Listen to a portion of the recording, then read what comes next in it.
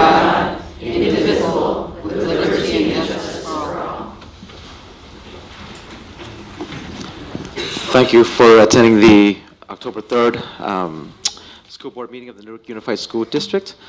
Guests of the meetings are encouraged to submit a comment card located at the rear of the room if they wish to address the board on non-agendized item.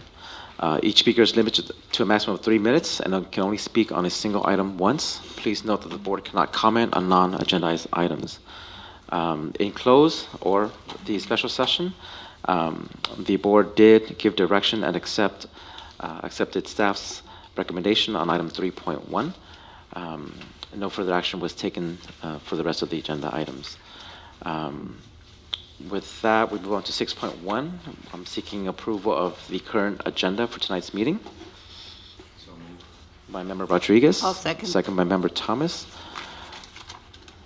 Please vote.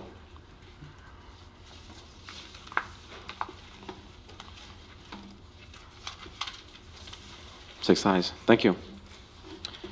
7.1.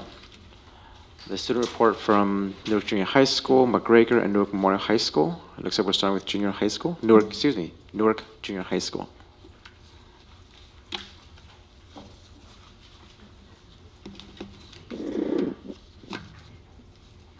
Hello, ladies and gentlemen. I am Shane Elms, the ASB Vice President at NJHS. And I'm Tad Kawabata, the ASB President at NJHS. Many amazing things have been accomplished at NJHS, such as new school gear being designed and ordered. We created designs for a hoodie and a t-shirt, which will be sold in our student store. We also will be having a Halloween carnival with fun games and prizes to celebrate Halloween. Just today, our leadership class at NJHS did our first bowling presentation of the year. We do these presentations to raise awareness about bowling and to take one big step towards becoming a No Place for Hate recognized school. Adding on to the topic of bowling, October is National Bowling Prevention Month. One very large project the leadership class has been working on is the upcoming Tiki Bash this Friday at Newark Junior High. We will have food, fun, and music. Adding on to fun, students in leadership class have been putting on amazing lunchtime activities for the student body, such as cornhole, tug of war, and frisbee golf.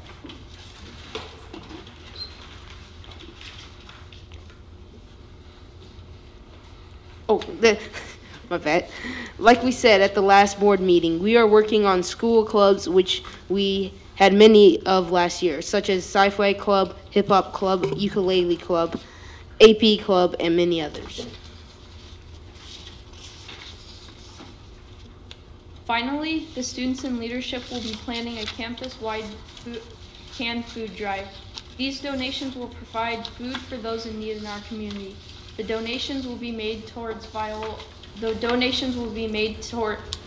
Viola Blight. Today we have 4 student representatives at the school site PBIS meeting.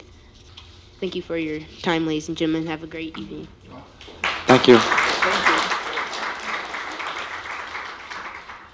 a quick question. The cost of the hoodies and the t-shirts, how much are they? The hoodies.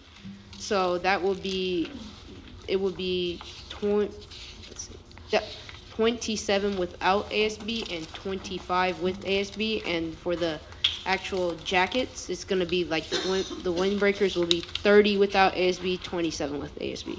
That'll be for adults too, the higher figure for the adults. And the t-shirts, we're not sure how much those are because we haven't done that like last year. So. Okay, thank you. Thank you. For the presentation. Thank you. McGregor. Sir, a student from McGregor. Okay. Newark Memorial. Good evening. Okay, I have a lot to cover, so bear with me.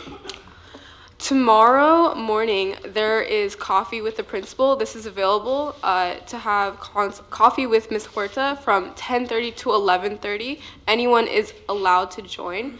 After you have coffee with the principal and talk about whatever you please, you will also visit the pause period and go into the classrooms and see how the students are reacting with the new pause period. This is just kind of available for anyone who would like to see it. The PSAT test, this will be next week on October 11th from 7:45 to 11 a.m. Students grade 9 and 12, so freshmen and seniors, will come to school late this day. The beginning period for freshmen and seniors will be 11:06, so make sure not to come early and to sleep in.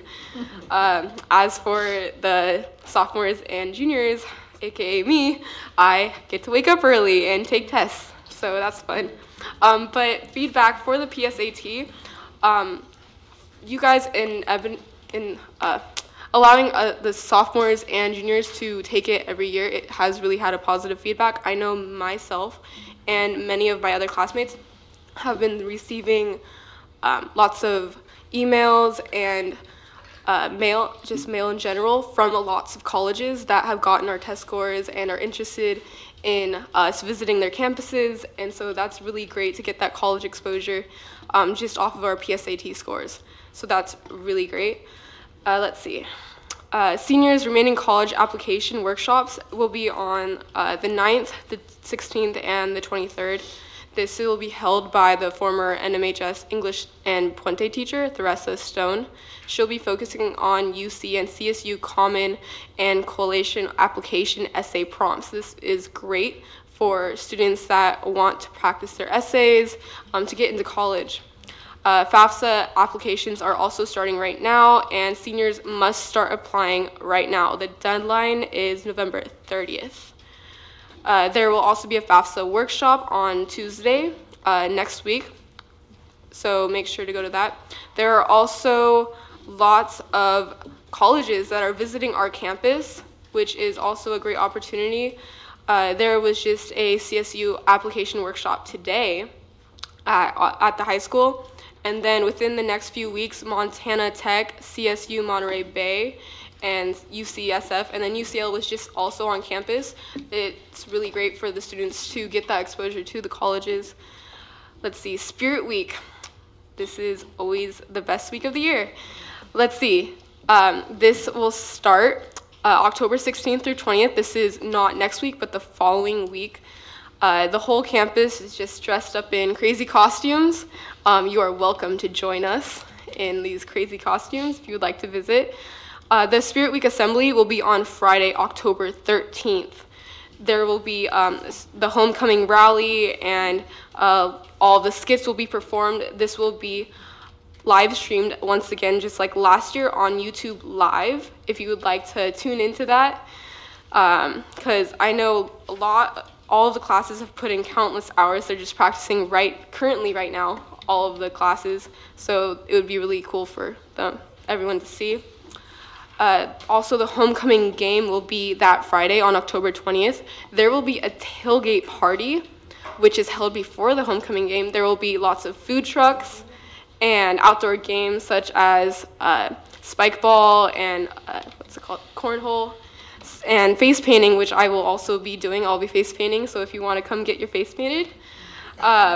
So that will be awesome for anyone who would like to come out. And then we are currently starting our sports applications for the winter season. So make sure to register, and we're continuing our championship program with Coach Hess. That is all I have for right now. Thank you. Thank you. Oh. Just kidding. That's not all I have. There's also big thing. The luau is this weekend on Saturday from 5:30. This is a huge fundraiser for athletics. If you have not purchased your ticket to the luau, please come to me and I will give you the information. It's pretty much all the students for athletics, they serve you and you get lots of food, and it's just, we don't have that much money for our sports, and there's a lot of students, including myself, who are really dedicated, and just to help us out any way you can, it just means the world to us. So yeah. Where is it? This will be at the Newark Pavilion, and the cost for a ticket is about, I believe, $45 to $50. We're done? Yeah? All right. Thank you. On to 8.1, School Spotlight, Birch Grove Intermediate.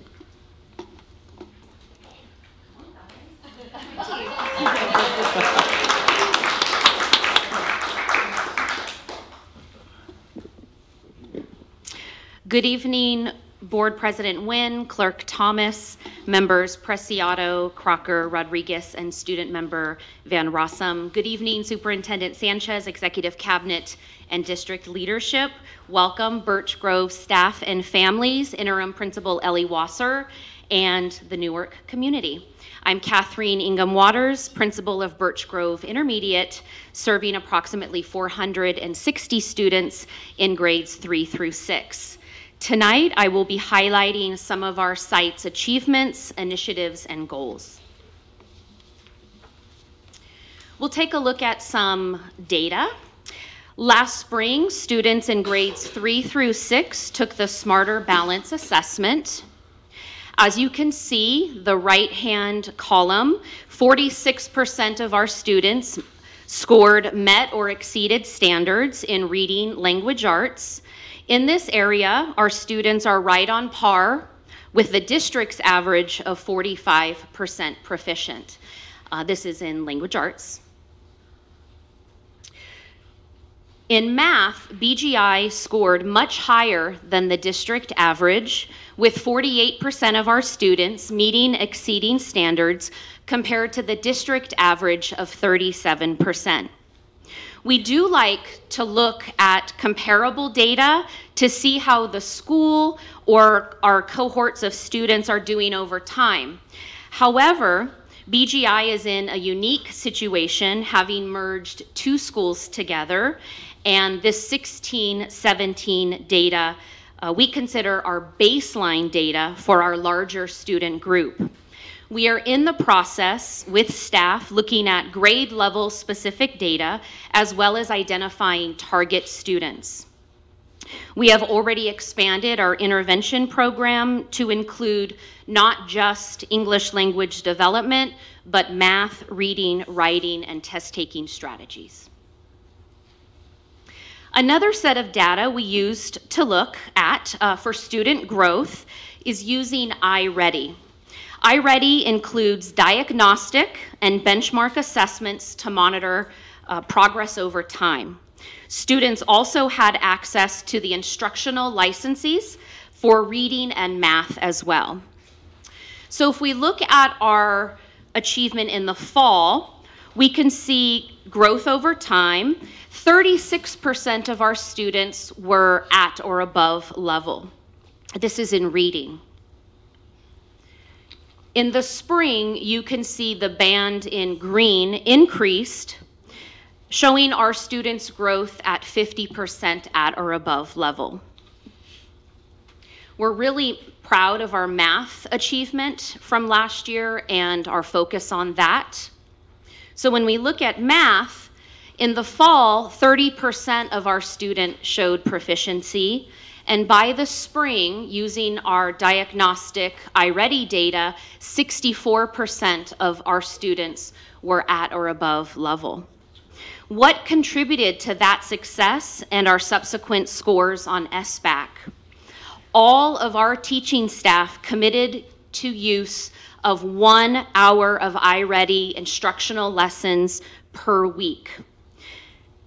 That provides adaptive instruction to all of our students, not just those below grade level getting the help that they need, but it provides adaptive instruction to our highest achieving students as well, those who surpass grade level expectations. iReady and our work in our PLC included growth monitoring, small group instruction, pacing guides, priority standards, and digital supports. Also, a unique configuration of our site is we have large grade level teams, and we think that contributed to our success in math as well, as it provides a larger group for collaboration, planning, and pooling our resources. The next 3 slides talk about some of our initiatives and our goals for this year. We worked quite a bit last year creating our vision for both Birch Grove sites as one community. And our vision is to create a safe, inspiring, and innovative learning community. So the first slide talks about how we're working to create a safe community. We are in year 1, which is our planning year for PBIS, Positive Behavior and Intervention Systems, and we're really starting to shift our mindset towards positive systems rather than punitive. We have our Character Traits Monthly Awards called our Very Important Bulldog or VIB Awards, and the students who are honored each month get to have lunch with me in our VIB lounge. Our safety team is a group of teachers, and our goals this year are creating comfort bags for every student and facilitating an evacuation drill outside of classroom time, such as during lunch or recess. So those are some of our steps working towards creating a safe community. The ways in which we're inspiring our students: student council, creating leadership opportunities. For our 6th grade students, we have a Presidential and Principals Award program, which includes a considerable amount of community service. We have one-to-one technology. Our students are using Chromebooks in every single classroom, every single day. We use digital learning tools such as Gizmos, math and science interactive simulations.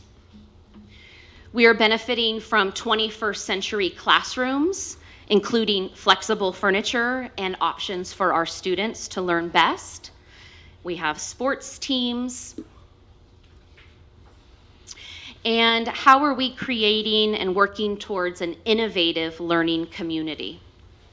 So our goals and initiatives in this area is implementing project-based learning, use of little bits and Lego robotics. Once a trimester, we have STEAM Week, which many of you have visited over this last year. We have a music partnership with Music for Minors to bring music education into our classrooms. And we are very lucky to have Mrs. Weeks here, who is, I believe, the one and only in our district nationally certified STEM teacher. She completed 39 activities for the National Institute for STEM Education and Teaching. So we are very lucky to have her innovative practices at our site.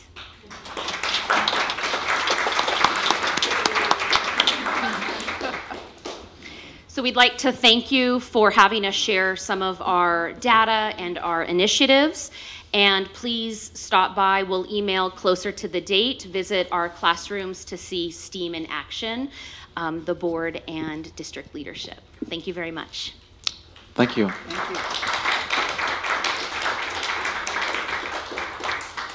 9.1 Superintendent's update. Thank you. Thank you, President Nguyen, members of the board, ladies and gentlemen. Just want to update on a few different items.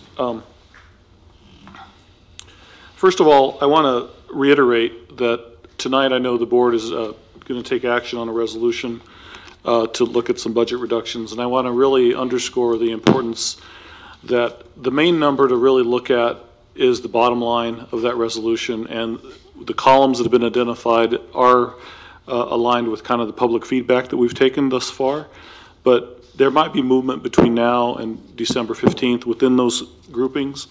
So I want to make sure that that's clear, and I also want to make sure that it's clear that the reductions that the board's looking at tonight would not take effect until next school year. I know there was some confusion or misinformation that if something took action tonight, that things would go away tomorrow. It's really in planning for budget for next school year, and the resolution tonight is really a verbal commitment and a formal writing commitment to the county that we're committed to making this reduction in the budget, and we're going to be working through a process with staff between tomorrow and December 15th, so that there is a final version that has been more public, that is more detailed, that the board will be more involved in. I just wanted to clarify those two items. Next, I do want to remind the board that we do have a visit from the California Legislative Staff Education Institute. The visit is October 18th through 20th, and I would like the board to attend on Thursday, October 19th, from 11:45 to 1 p.m. I believe Shar will send you an invite.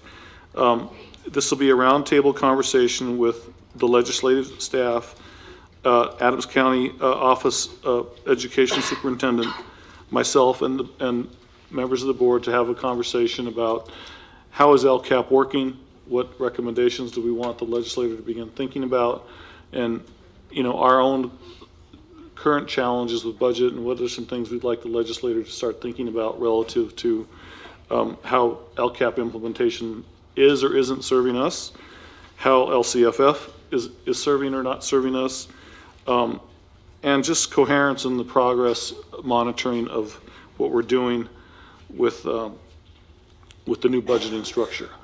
It's a unique opportunity. It is brought to us by way of the CCEE, the California Collaborative for Educational Equity. Carl Cohn, remember, he presented last year. So they're the ones that have kind of gotten us this unique opportunity to speak directly to legislative staff, which I think is a great opportunity. And we built a multi-day schedule, and that portion of the schedule is a board conversation. So work with Shar if you're able to attend. We'll send you the agenda and invites. Yes, it's Thursday, October 19th, 11:45 to 1 p.m. One of the other items that I think we're ready to begin working on is really this idea of pulling together all of our education foundations for a larger conversation. I know that our current foundations do raise a fair amount of money to serve our students, but I think there's time for us to have a larger conversation with the foundation. We saw a big outpouring of community success and really raising money at Kennedy Elementary, and many of those schools are wondering, how can we participate in something like that? And I think that a natural place for us to look at as a board and as a district is, can we reinvigorate our existing foundations into a larger group that really helps raise money for children?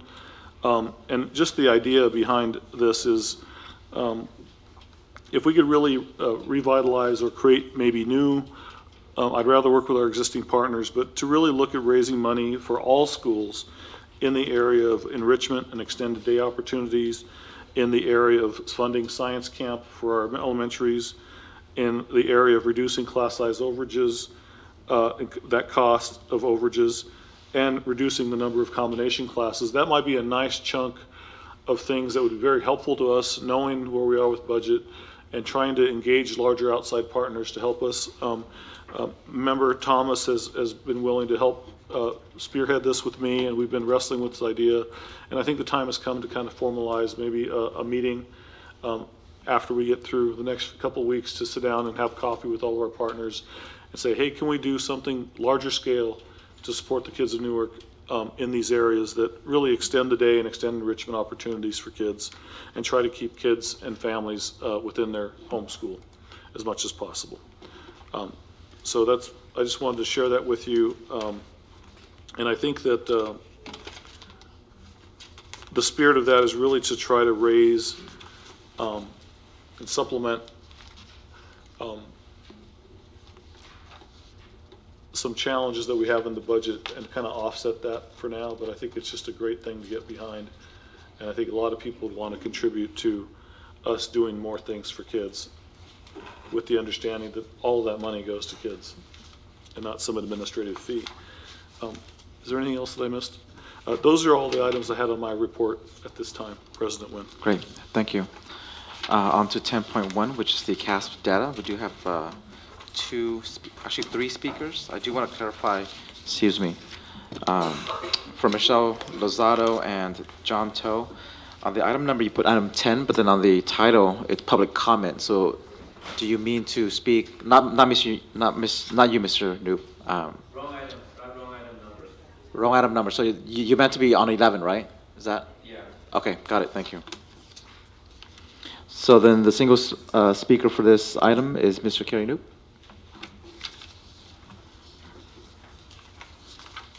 Mr. President, may I request to do the public speaking after the presentation, because I will talk about some of the results of the CASP scores, and I think it's more polite to get the presentation about the scores first and then public comment. So that's just my request, and it's up to you if you want to grant that. That's fine. Thank you.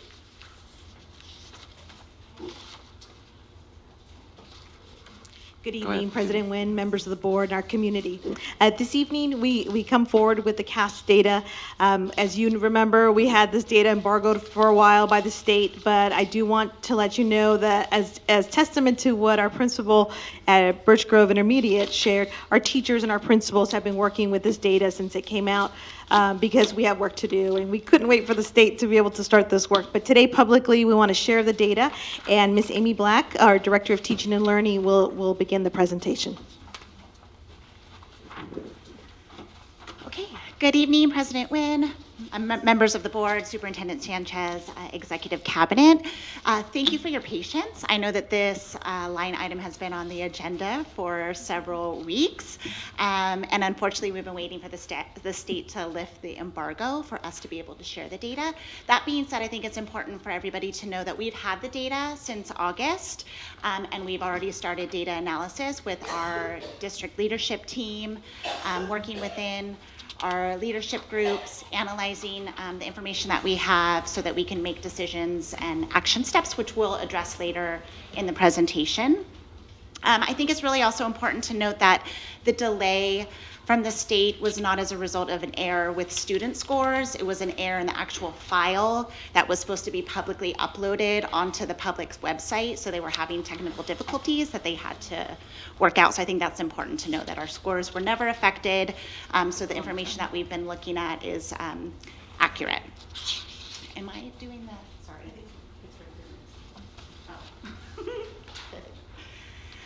So I think it's really important to frame the conversation about the purpose of CASP. So actually CASP is an umbrella term for all the assessments within the state of California. The specific test that you're going to be looking at today is the SPAC testing, but we kind of use it interchangeably. CASP stands for the California Assessment of Student Performance and Progress. We talk a lot about formative and summative assessments. This is a summative assessment that's aligned to our California state standards. So it's a very important test for us to take a look at. Yes, it's one measure, it's one moment in time. However, it also tells us some information about the mastery of how our students are doing, aligned to the state standard, and teaching and instruction that's happening throughout the year. That's why we take the test in the spring. And so not only does it gives us information about our programs and making decisions and how to support our students, but it also ultimately holds us accountable in our LCAP and gives us some really important information. So I want to frame the data. You're going to be looking at a lot of charts. I know some of you have a copy of the PowerPoint. I'm going to also be introducing reports from Illuminate, which is our new data assessment system. Sometimes it's very overwhelming to look at a lot of numbers and data. I know you all have had a packet for several weeks, and I've provided a lot of information. I've also provided information about the county for the purposes of this conversation. I'm not going to delve deeply into the county numbers. If that's something that the public or the board wishes to have another presentation or conversation about, I'm happy to bring that, but for today we're just going to focus on the district as a whole. So what you will see when we look at the data, and I show some of the slides, is that in ELA, here's a bright spot. You're going to see that 60% of our 11th grade students, they've met or exceeded standard. Our district average was 45%. A couple other things you're going to see in ELA that are Asian, Filipino, white, and 2 or more race subgroups. They continue to score higher than the district average. And our Black, African American, and Hispanic groups continue to score lower than the district average. So that's an area that we're looking closely at. And also a significant area of us to take some real reflection and looking at our programs is our EL subgroup and our special ed subgroup. They're significantly below our district average. You'll see that in a moment. And overall, you're going to see a district-wide slight decline in all grade levels in ELA. That's true for math. It's important to note that countywide, that is also the case, that districts saw a slight either increase, maybe 1 or 2%, a flattening, or a slight decrease, which you'll see 1 or 2%. And then you'll see some areas of subgroups that you'll have more significant fluctuation. The deputy superintendent of the California Department of Education says that that's a statewide kind of reflection that they're seeing across the board, that there's a flat score representation. And he believes, so they're going to take a little bit closer look as to why that is, doing some group work and trying to understand why we're seeing that statewide. He really believes, and made a statement at our North-South meeting last week in Sacramento, he really attributes it to the rigorous standards that California has implemented, and really stands firmly on the belief that we need to provide and continue to provide teacher professional development, that it's critical in helping teachers to understand and ultimately instruct students on these rigorous standards. Quickly on math, before I go into the charts, you're going to see that our 3rd grade population and our 7th grade population scored higher than our district average, and then you're going to see small increases within those subgroups as well, as you look at because we're going to do a 3-year comparison. This is the first time we have 3 years of data to really analyze and get some information about. Again, our subgroups that were represented in ELA testing are scoring higher, and then Black Hispanic groups are continuing to score lower. Our EL population in SPED significantly lower, and district-wide, we have a slight decline. Okay, so I'm gonna actually try to toggle the conversation so I can explain these reports. Are you gonna be able to hear me? Okay, so what the audience sees and the board members are looking at is one of the reports from our Illuminate system. So I mentioned that before, the data system. It's really a fantastic program. It collects all our data. It replaces what the district used before, which is WARS.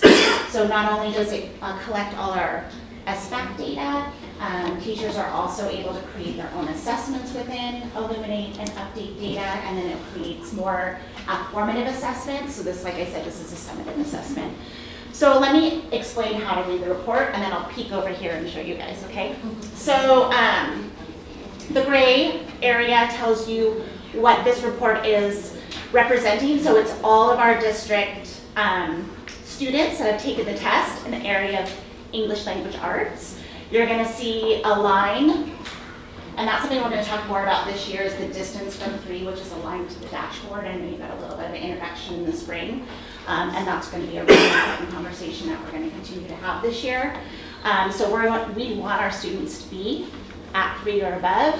So you're going to see 45% of our students met or exceeded standard. Can you guys see that?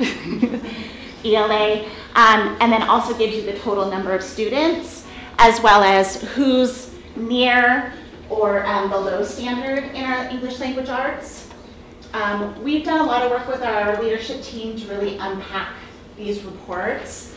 Something that's really critical for us, and we start asking ourselves, well, what area are students, not scoring or meeting standard?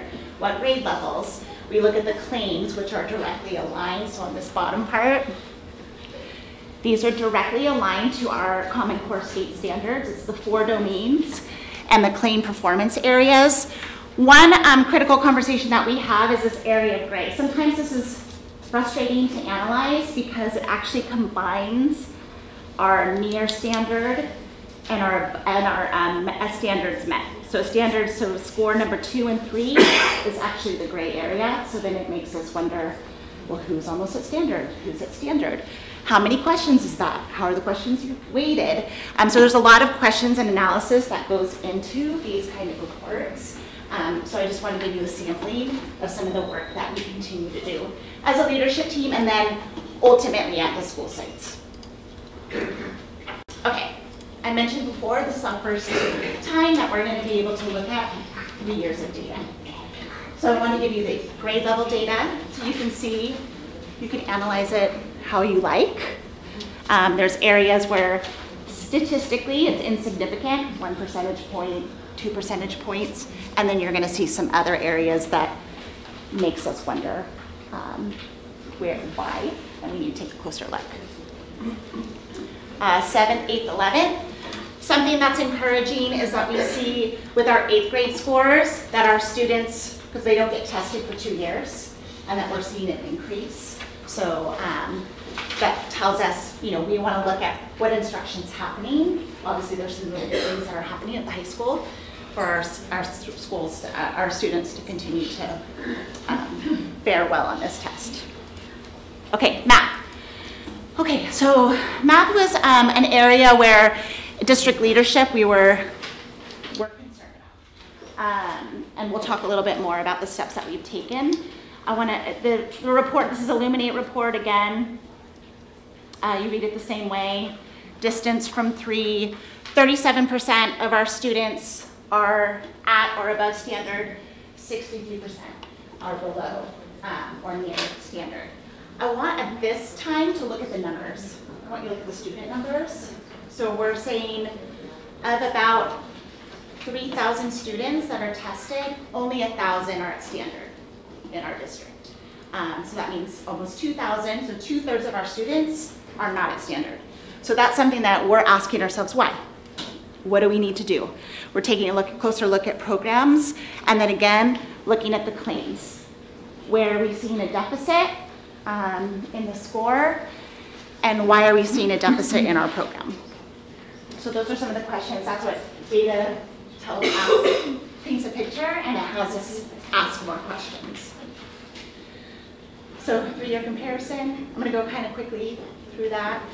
This will all be uploaded on our website, so you're able to take a look at it if you want, and it's publicly released, so the information is available. Something I want to point out about these sites. So remember in ELA we saw an increase in our numbers from 8th grade to 11th grade percentage. That's not the case for math.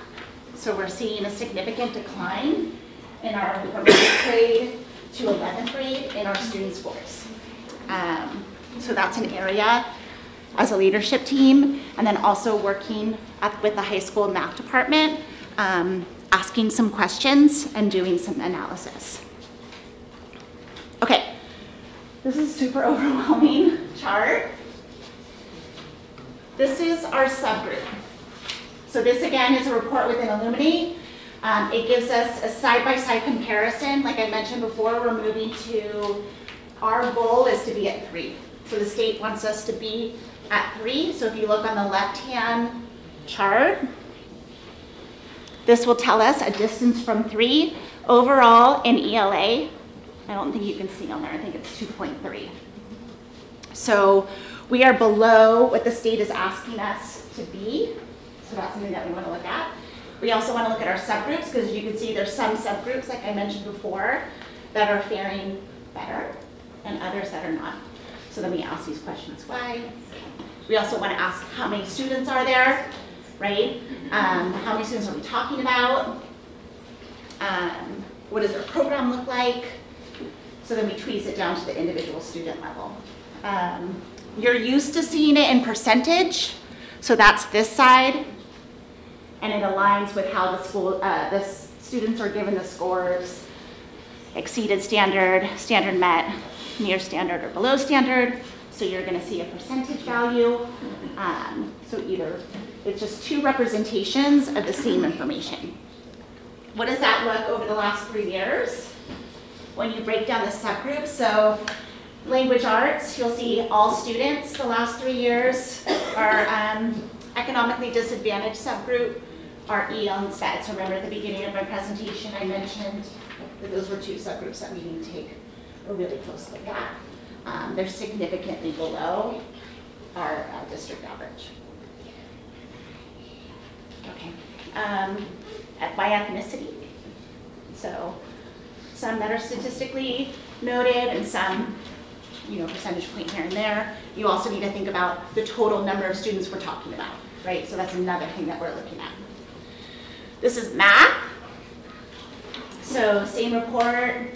Again, distance from 3, so we're at 2.2 district-wide. We need to be at 3, according to the dashboard in the state.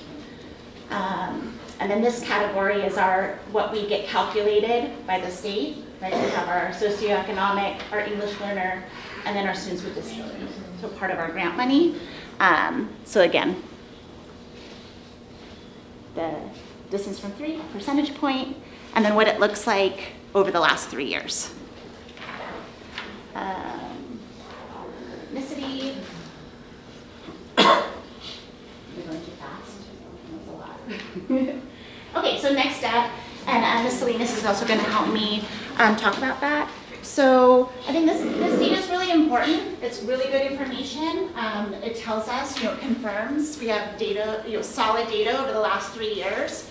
There's some work that we need to do. And there's a lot of work that's been done, and we need to continue to work together and make some adjustments to really see some significant gains. Math is our first goal, our first area of focus. I'm going to have you right on. So as you see, the data, we have it, our teachers are working with data, our principals are working with data. I think some next steps also, if we start to share this with our DLAC parent group, that's going to be something that we also share with our SSCs and having this roll out, because the more we know about data, it can inform our decisions as it comes to our LCAP or our site plan. Some of the first steps that we've taken since August. So part of our district leadership team meetings is that we're looking at professional learning community groups, where our principals have been grouped according to need within the different schools, and they've developed actual SMART goals and action steps as it relates to a goal around mathematics. We meet twice a month, we revisit, we look at assessments that are going to be put into the queue, and it informs our instruction. So it's this plan, you do it, you study it, you act, you revise. And so this cycle of continuous improvement, that's work that we're all doing as instructional leaders. So I briefly spoke a few weeks ago about SVMI, so I think that's a critical piece that we've infused into our action step. So we have a partnership or a membership with SVMI and their professional development opportunity, as well as their resources. So at the elementary level, what it will look like is that we're going to take steps to infuse number talks or math talks and problem of the month throughout our elementary school. So that's a year-long goal and plan, and we'll come back and explain what that looks like in our progress along the way. As well as you notice in the data, we saw a dip from 8th grade to 11th grade. We want to catch that sooner. Within SVMI, they offer MAC or MARS assessments, which are performance tasks, which will give us some really important data about how our students are mastering the mathematical practices as well as standards. So we're going to, and this year, for sure, administer it in 9th and 10th grade math classes so we can start collecting data on those subgroups of students. In August, we met with the new math department chair along with the site leadership at the high school, and we looked at what the plan was for this incoming school year to start the math adoption. Part of that conversation, looking at their specific data in the area of mathematics, is that we saw that we needed to make some immediate changes. So some immediate changes were stopping the use of accelerated math and Springboard at the high school this year, and instead looking at supporting our teachers with Engage New York, and that's they're doing that work this year for the first semester, and then as we start to pilot for second semester. I'm very happy to report on Thursday we will have our first meeting of this committee for the Assessment and Curriculum Council as we start to roll out the plan for the math adoption for this year-long project. And she basically touched on that. So our plan is that we've combined the assessment and curriculum councils. They used to sit as separate entities in the past. We're going to collect them together, and we're going to take them through a full adoption process. So we have a very detailed plan in terms of what that process will look like, including piloting materials, selection of materials, criteria that teachers will develop, and then ultimately bring to a vote in the spring with a full recommendation of programs to the board. We're hoping in May, but then with an actual math curriculum adoption for the first time in a number of years. Then our focus turned to English language arts. And as we started to look at the area of need, we saw that at Graham and Schilling, we had a higher need based on the number of English learners, based on the number of students with disabilities, and also looking at the general population of the school of needing some additional support. So what we're doing is that we're going to roll this out in cycles so that every school will have an opportunity to participate in embedded coaching. But the first 2 schools participating will be Graham and Schilling. We're looking at phasing in the other schools as we come for year 2 and year 3. So one thing that we noticed coming in as a new leadership team and coming up to speed on the different professional development and board adopted programs that have happened over the last few years in Newark, we noticed that there has been kind of an unequal implementation of readers and writers workshop. Although there's been offerings in the summer, teachers don't always take advantage of summer professional development for various reasons. And then with our sub shortage, it's been difficult in the past to be able to have comprehensive professional development offered in an equal setting. So that was something that, with the plan of doing embedded coaching and having an implementation plan over the next couple of years to ensure that everybody is getting the same level of professional development and training within this really rigorous, complex, standards-based program. I think it's also important to note that on one of our August PD days, because we have professional development with all of our teachers, that all teachers had breakout sessions in reading and writing readers and writers workshop, depending on their level of implementation. So if they were at the beginning level, they went to a beginning training session.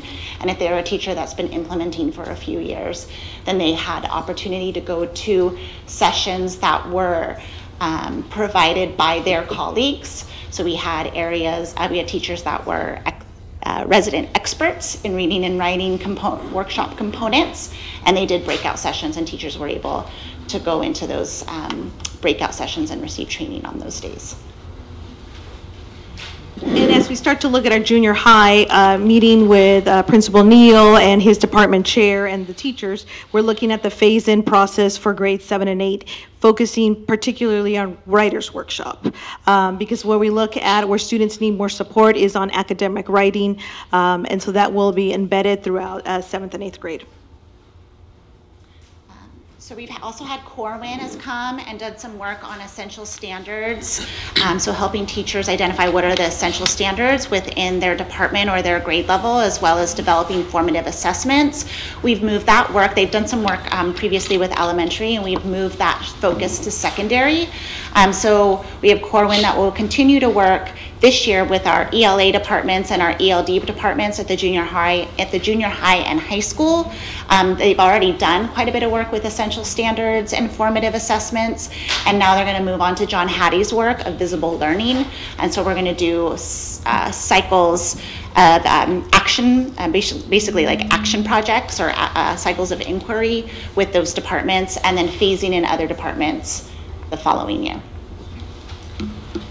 And the last note that I want to share is work that is happening offline, is that certainly with our Director of Special Projects, is that our district has not had an up-to-date English Language Learner Master Plan, which is a compliance document, but at the same time informs instruction for English learners. So as we look at our test scores, we see that that's an area of need. So we are currently looking at updating our reclassification criteria for our English learners, and we are also looking at the rewriting of a master plan. So that concludes our presentation of the data, and wanted to see if you had any questions or clarifying. I do have a comment, but let's have the speakers speak first before we get to us. So, Mr. Knoop.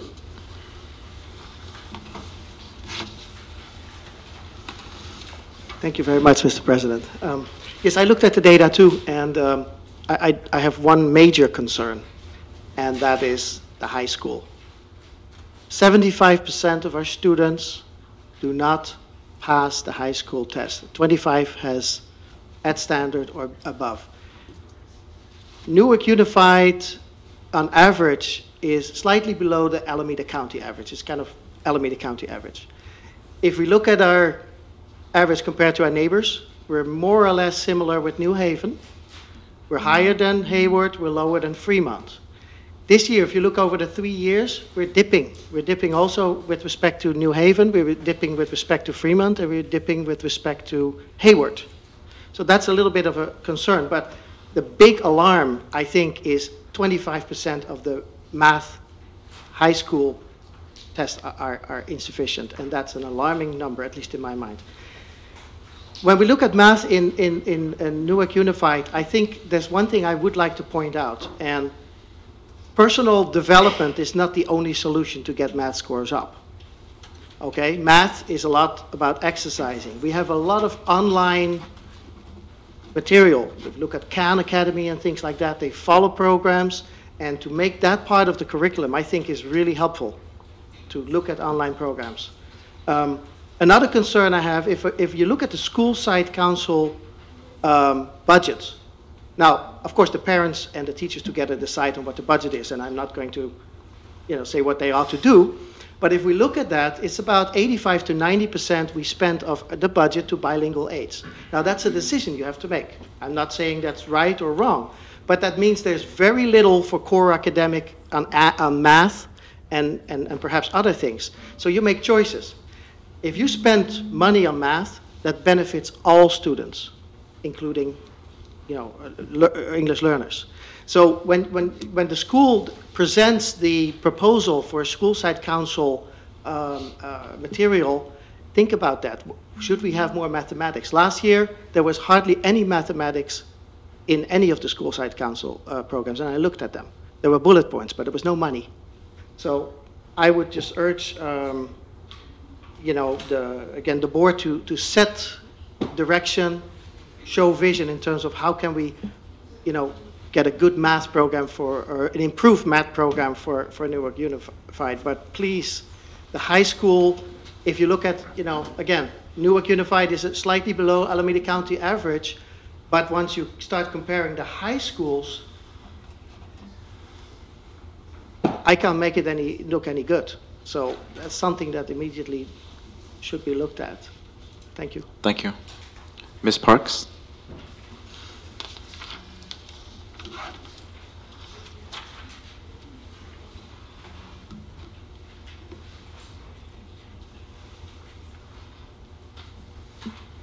Were you shocked by the test scores? I'd like to ask you another question. Would you build a house with substandard materials? Just because each year you can say that you have instructional materials in the hands of every student does not mean that your instructional materials are quality materials. Neither the Engage New York, or Eureka, whatever you want to call it, instructional materials, nor the Lucy Culkin Reading Language Art instructional materials are state adopted. The state of California goes through an extensive process in order to evaluate instructional materials prior to adoption. Neither one of these programs went through that process at the state level, nor the proper process for non-adopted materials at the district level. Terms to describe the instructional material evaluation process at Newark Unified for the math program at least were fake, bogus, or mock. You can use either any of the terms. The math evaluation process simulated a process in which the teachers were encouraged to participate, yet when the vote came down, the math materials voted on were rigged. Yes, I said rigged. Ask any teacher who participated. The Lucy Culkin program was presented to the Curriculum Council on April 28, 2016. However, when a few members questioned or requested to look at additional programs, they were told that there were no other options to choose from. That seems to be contrary to Education Code 60002, which states each district board shall provide for substantial teacher involvement in the selection of instructional materials and shall promote the involvement of parents and other members of the community in the selection of instructional materials. I'm very glad to hear that instructional materials are going to be looked at, because what you've been using for the last several years isn't state adopted. That's what I want you to focus on. The test scores are where they are because you haven't provided the teachers quality materials. They've done the best that they could with what you've given them, is my point. Don't get me wrong, I'm not saying that other districts don't use these materials. What I'm saying is that these materials are not core materials.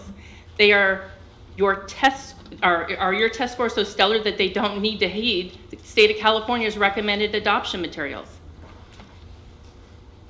Fortunately, you have wonderful teachers who have taken the substandard instructional materials you have provided, utilized their knowledge and skills to provide the best instructions they could with the instructions or with the materials they've been given.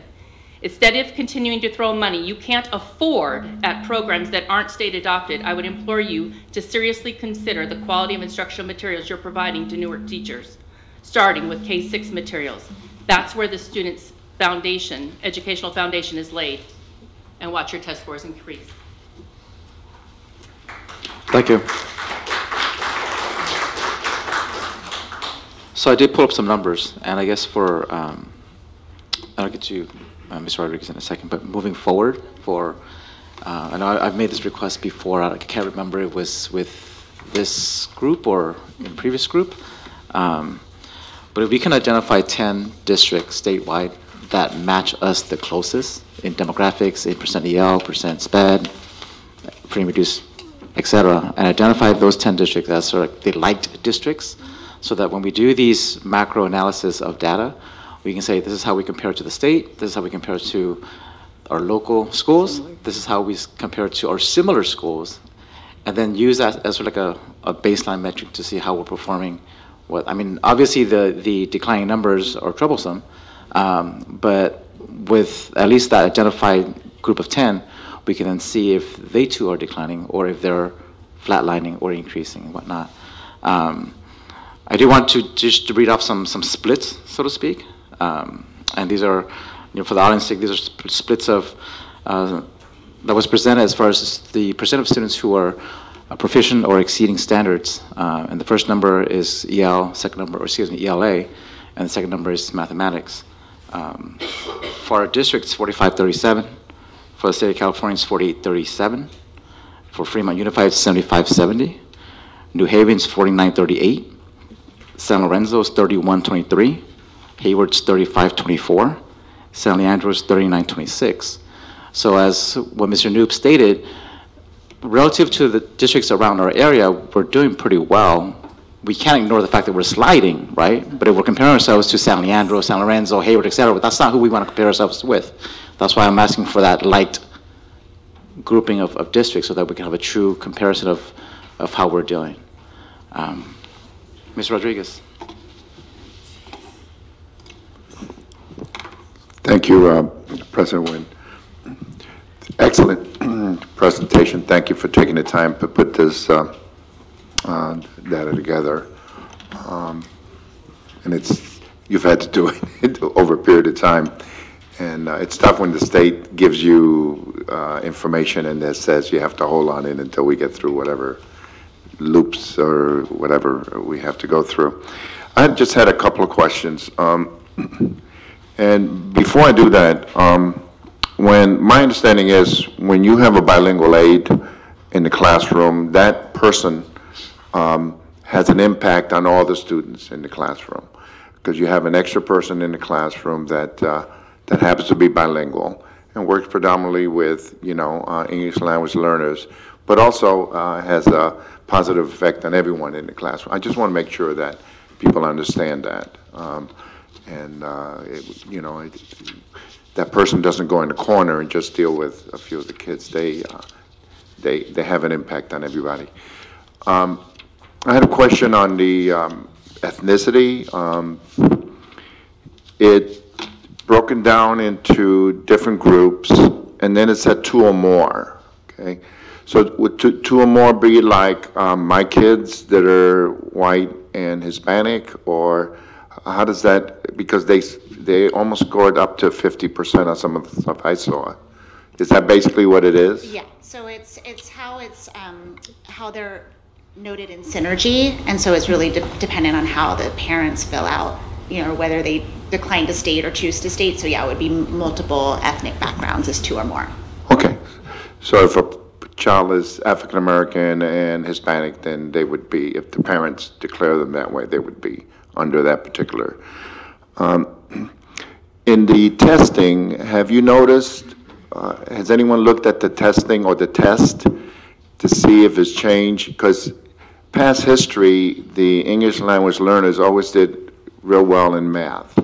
But if you have a lot of questions in math that are driven by problem solving, or where there's a lot of English in there, then it's going to be more difficult. Have you noticed, have you had a chance to break that down a little bit? Yes. As far as the test itself? Yes, and so that's been the significant shift with Common Core state standards, and why we're seeing that is that it's more heavily language based in our mathematics, and so it's really about not covering, kind of it's not a mile long, right, an inch deep. It's really about the depth of reasoning and understanding. And so one area that we're really taking a close look at is mathematical practices, and that's something that Newark really hasn't spent a lot of time in understanding, and that's with the work with SVMI. It's really critical for students to understand and utilize the mathematical practices. There's 8 practices, and that helps them with their problem solving. And we talk about depth of knowledge in terms of questioning,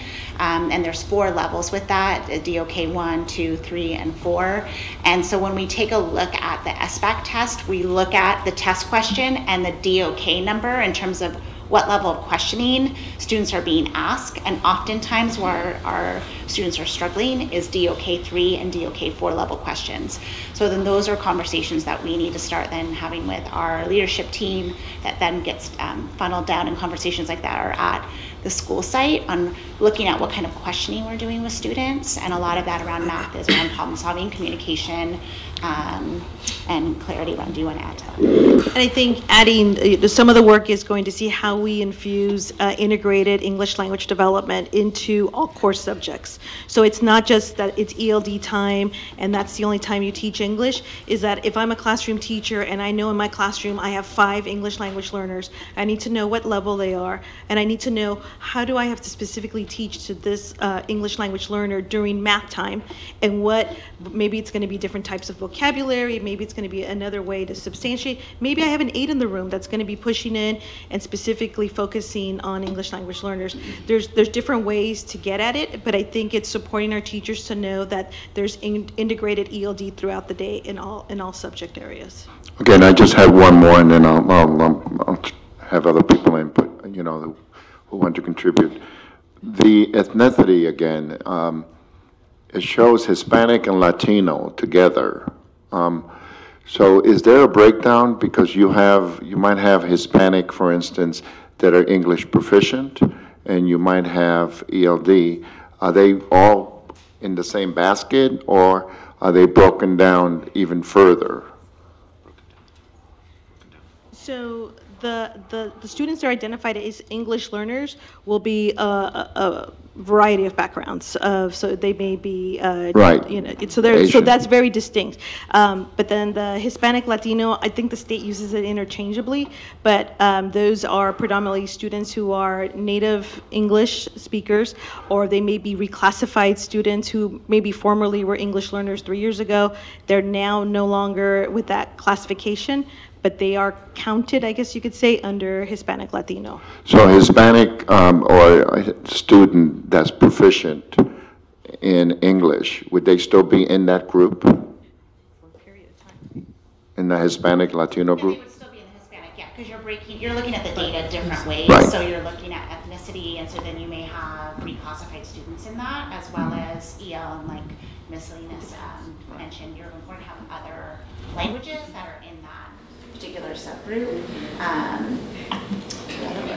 We are going to see though that Right. they're going to change the classification. They have created a new category that's called Ever EL. So where it's basically reclassified EL students. So we'll be able to take an even closer look at the data of students that are no longer, level 1, that they've been reclassified and are proficient English speakers, but they're in this Ever EL category. So we'll get more, that just got rolled out by the state, and so we'll have more information. And students are identified based on what they put down that they are, right? Mm-hmm. Okay, thank you. Thank you very much. Member Preciado? So I have some comments and proposed next steps.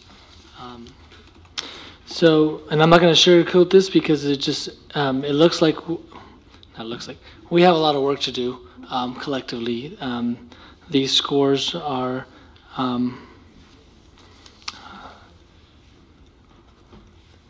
well, they speak for themselves, I put it that way, and not in a positive way, collectively, right?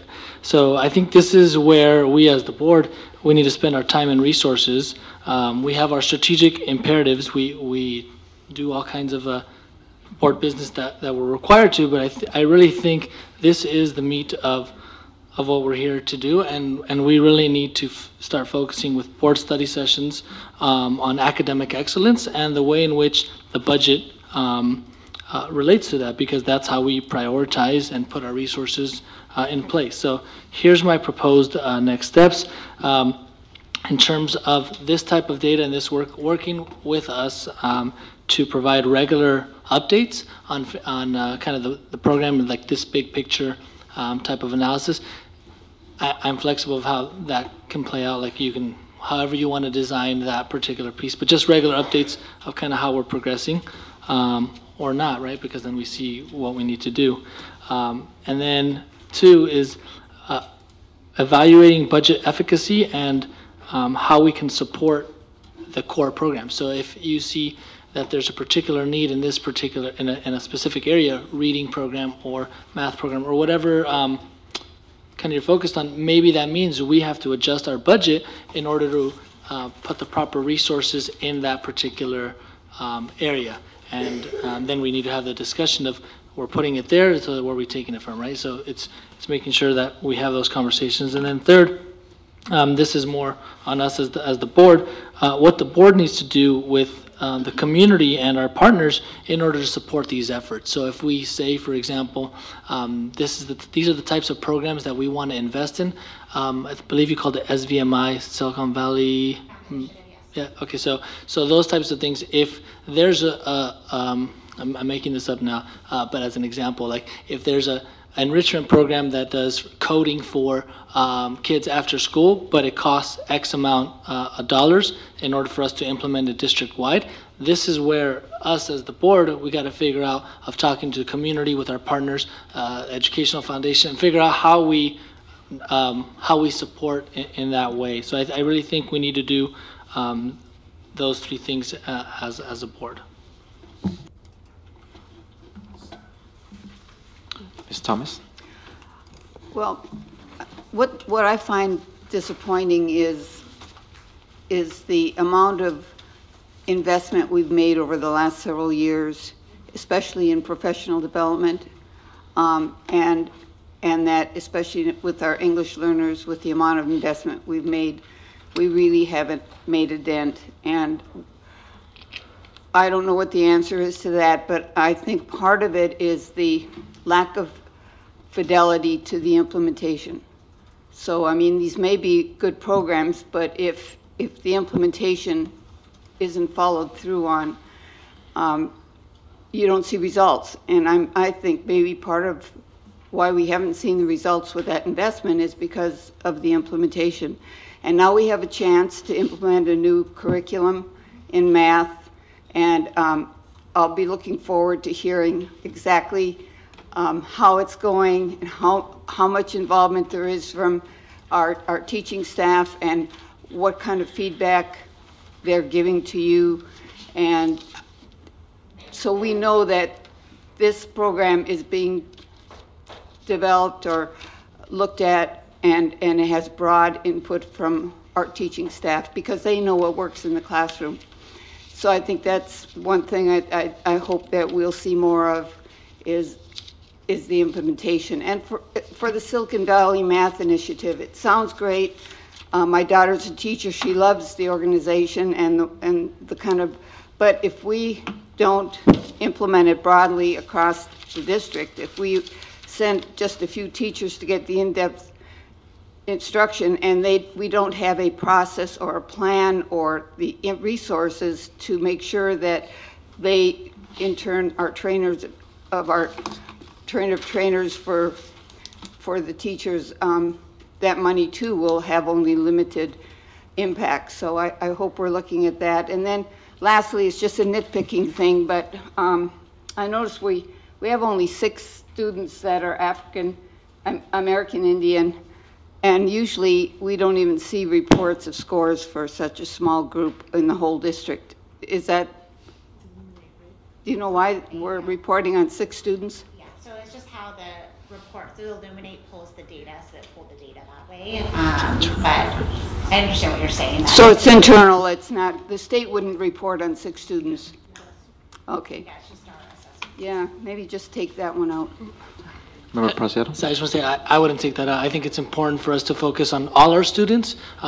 Even if it's one student, we need to map it out. So Let's pause there. So the state identifies 30 students as a minimum to qualify as a subgroup to protect student privacy. So Nancy, Ms. Thomas is correct. In this context of a public presentation, let's not include that group with less than 30 students to follow state guidelines. Okay, thank you. Thank you. Thank you. Moving on to 11.1, which is public comment on non-agenda items. We do have 16 speakers tonight on various items, not counting the ones who've already spoken. So I know we do give you 3 minutes, but if you can, doesn't necessarily mean you have to use up 3 minutes. So if you want to use less, then please feel free to do so. Our first speaker is Megan McMillan.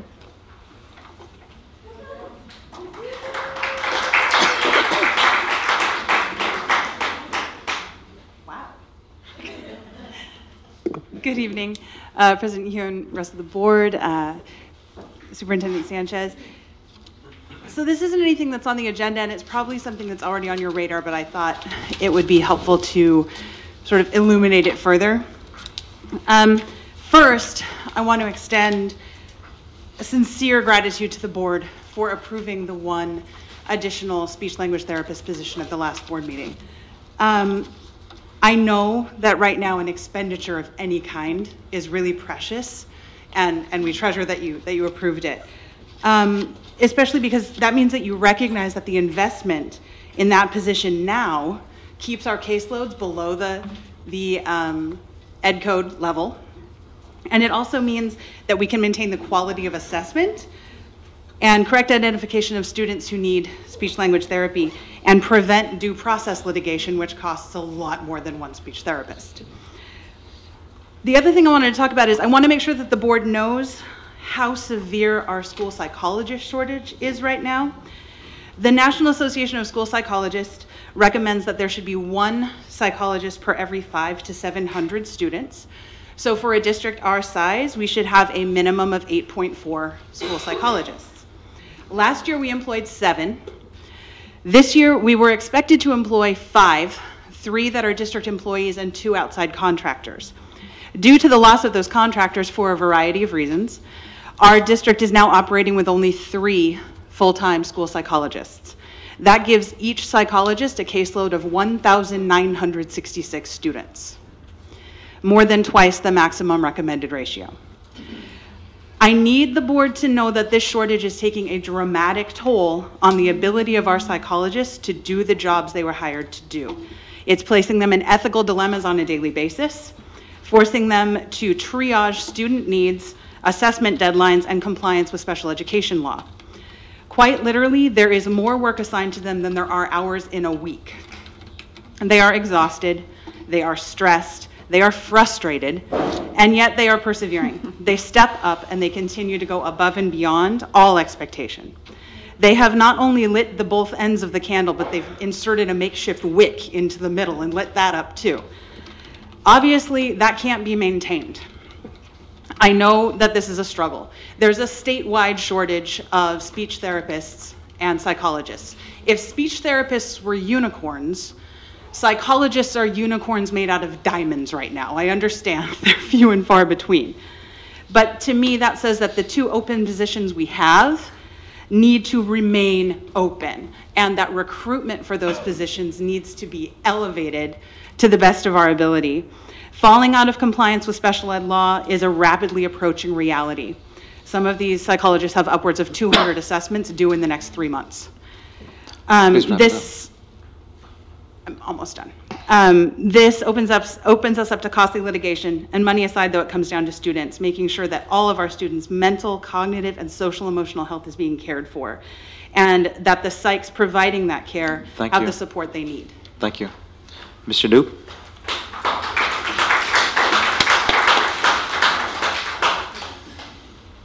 I will be brief. The last meeting, the president asked for a report for combo classes, and I don't know if that report was distributed among the board members. When documents are distributed among the board members, they become a public record, and I'm sure that parents are love to see that information as well. So if the district, please, could be so kind to also distribute that to the parents.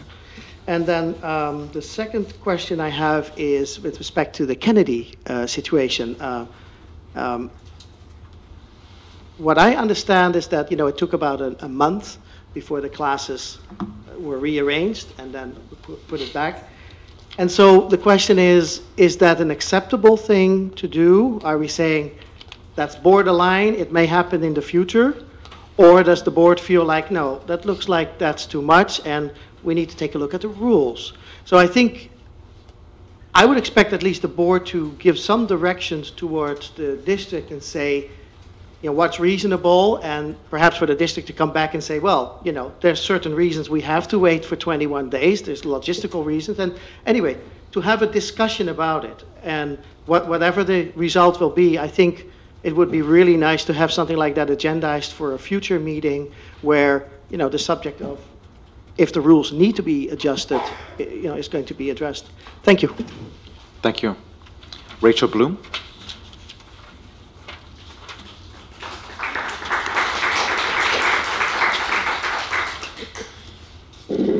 Hello, everyone. I have two concerns I'd like to address tonight. First, it's about accountability. Mr. Sanchez, at the last school board meeting at the 1 hour, 3 minute, 10-second mark, you said, I will be looking into this deeper. I'm glad someone said accountability because I respect that. I think that accountability is a fair word, and I can tell you that I also have interest in accountability for how this misinformation's occurred, and I will find it. I'll find out how misinformation was got out there, and I think that has to be addressed as well. The problem is, when you say I have interest in accountability for how this information's occurred, and I will find it, sounds threatening. I know you would never go after anyone, but it's important not to speak words that make it sound like that. It is especially important that district leadership supports speech and communication throughout the district. The district might consider providing timely information to all stakeholders so that misinformation cannot occur. In addition, when you, Mr. Sanchez, the boss of us all, say, I will find it, it sounds threatening and may make people feel uncomfortable with communicating. Management should never seek to block the ability of an employee to share concerns. When an employee emails the superintendent or school board, that employee should not be told that they should not do that. Teachers are the ones in the trenches. We know firsthand what is going on.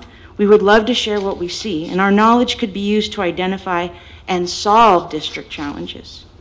Finally, all communication in the district should be respectful, thoughtful, accurate, honest, straightforward, and timely. There is no reason to have it any other way. My second concern has to do with special education.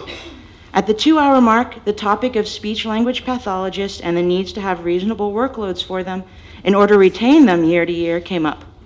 Their services are needed, and there is a lot of competition between districts. We should set ourselves apart by being an outstanding place to work and not overworking them. Ms. Crocker, at the 2-hour, 0-minute, 40-second mark, you said, and also, I think there was a note that speech therapist is required by IEP to fulfill the needs for special ed students and being very careful that you are identifying a true speech need rather than being a language not understood because there's second language for the child. So there's speech therapy and then there's learning a new language, and they're two different things. And you learn the new language with a regular teacher. Speech therapy takes care of special glitches that might be there. And Member Thomas, at the 2-hour, 1-minute, 34-second mark of the video, it says, I just wanted to echo the fact that we need to be very careful not to over-identify services especially in our type of situation. When Member Crocker... Please wrap it up. Oh, that's it? Yeah. If you have a last sentence, go ahead and finish it. No. Thank you. Michelle Lozado. Michelle Lozado.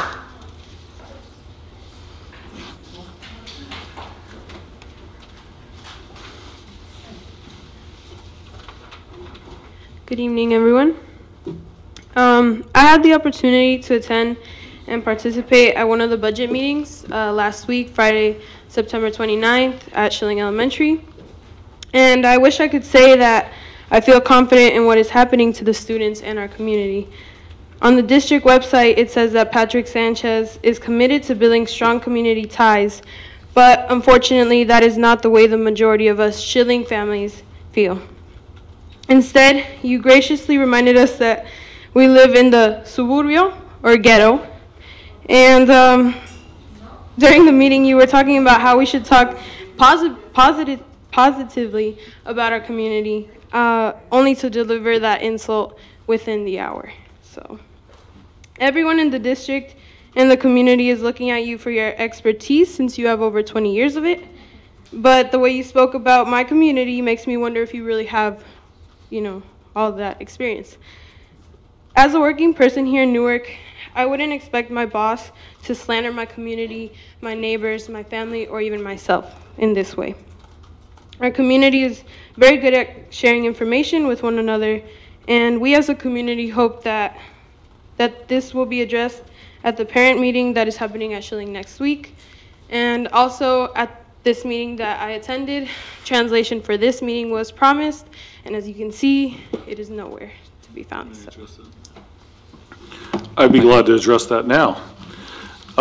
If anyone wants to make any public comment, we will gladly translate that, first and foremost. What I said is it's a suburban district. That doesn't mean ghetto. It doesn't translate to ghetto. It means we are actually, urban would be more what you would determine as ghetto. Suburban is more in the suburbs. So that's what suburban comes from. It doesn't mean to make anyone feel less than. It might not translate literally to Spanish, and I hope if people felt that that was a slam, it wasn't a slam. But we are more in a suburb. We're not in the inner city, and a suburb is more middle to upper class. It's not largely one of poverty. It's a very common term of art in public education, but it is not anything that is negative to say that something is a suburb. So that's where that came from. I just wanted to clarify that. Thank you for that clarification. Okay. So what about the translation? If anyone would like to make a further public comment, we will have somebody help translate that for you. Okay. So anyone that's with you, or as long as we're glad to fill out the form, we'll provide translation for anyone that wants to say whatever they'd like to say. I would just like to mention that you did say after the meeting to me that that as a new person, you haven't really gotten the trust of many of the families, and I think that a way to gain that is to fulfill or do as what you're going to say, and you did promise that there would be a translator at this meeting. And there is one available if anyone wants to make a comment. Generally, we don't translate the entire meeting. If there was a specific item that you guys wanted more information, we can do that. And I'm sorry about the miscommunication. If you felt like the whole meeting we translated, it's not something that they've provided here in the past. But if something we need to visit, we can visit that. So, right. Right, and if they want to make a comment, we'll translate for them. We can. And what I learned in the meantime is typically we haven't translated all of the meetings in the past, but that's my fault, and I apologize. I don't want to make that worse. If I added that confusion, I'm sorry, but we don't want to stop someone that wants to make a comment. If they want to say something in Spanish, we'll provide translation for them. That's only fair, and we'll do better going forward. Thank you. Thank you. John Toe.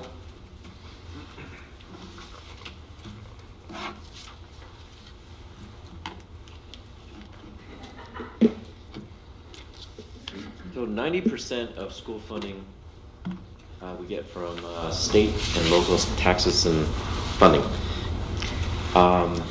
We pay the highest rate of state income tax and sales tax in the country. In Newark, we pay 4.5 times the property tax compared to national average. Our school is ranked 46 out of 50 in our country, near the bottom. Education Weekend analysis of U.S. Census Bureau estimates that we spend at the bottom in the country, near the bottom per student. And now we're talking about $4.5 million budget cut. So as a citizen, a hardworking citizen, and I speak for everyone, I think this is outrageous. I think this is extremely frustrating. This is unfair. I don't know if you're allowed to answer questions, but how did we get here? And is there anything the board can do? Obviously, you guys are going to talk to the legislature, get a meeting with them. Every politician that ever ran in the state talks about, oh, we want to prioritize education and all that. But these are the facts. It's contradictory to what everyone's saying. So, you know, we're trying our best to try to figure out what's going on. There's this big bureaucracy in California. Is there anything the board can do? And you guys are more educated about the budget, you know, who's controlling the money and all that. So I would implore you to try to do your best to try to get more money so we don't get more reduction. I mean, it's just not fair. I mean, we're paying more than anybody in the country, and that we're told that there's not enough money. Where's the money going? You know, so prisons. That's all I have to say. I mean, if you have any comment, I'd like to hear it on that. Thank you. We're not allowed to comment on non-agenda items, though.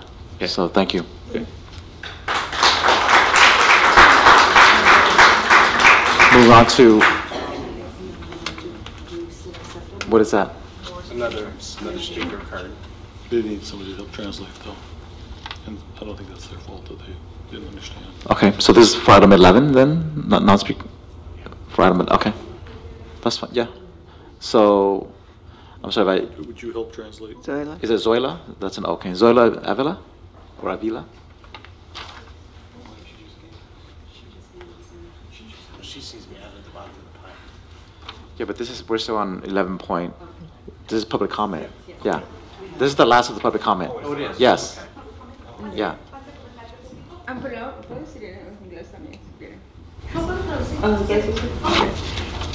I had parents come over today, okay?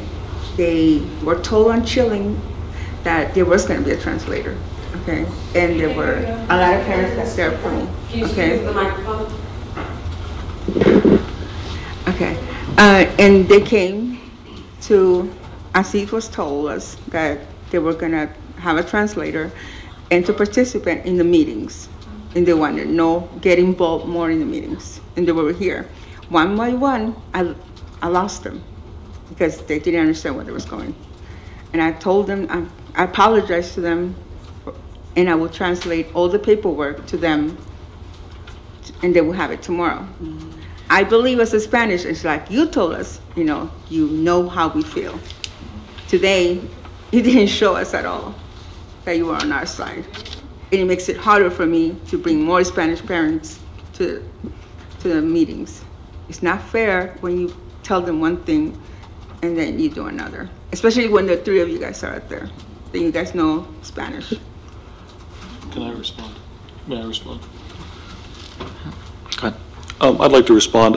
I'm happy to work with you to make this right at Schilling. So if you and I can meet soon, we'll make a plan and we'll make it right. And I'm apologizing for what happened, and I'm committed to making it right for Schilling and the families there. Yeah. Okay? You have my commitment. Okay. Okay. Thank you. Thank you. Chris Kendall?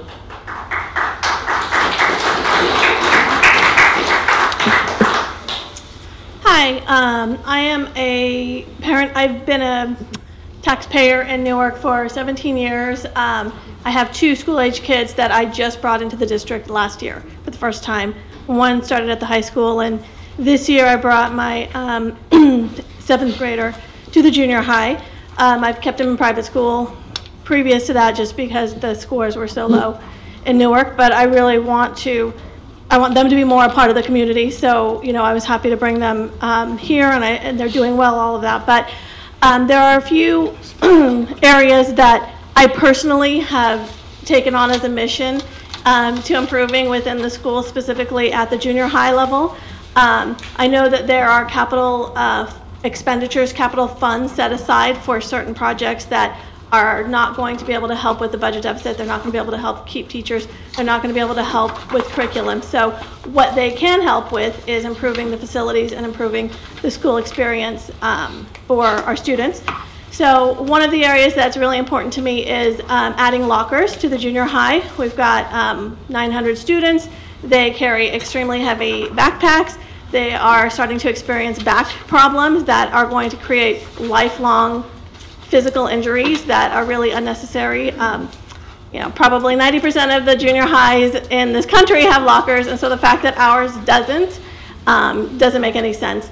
So I'd like to request that the funding be made available from the capital bucket allocated from those funds to install lockers at the junior high.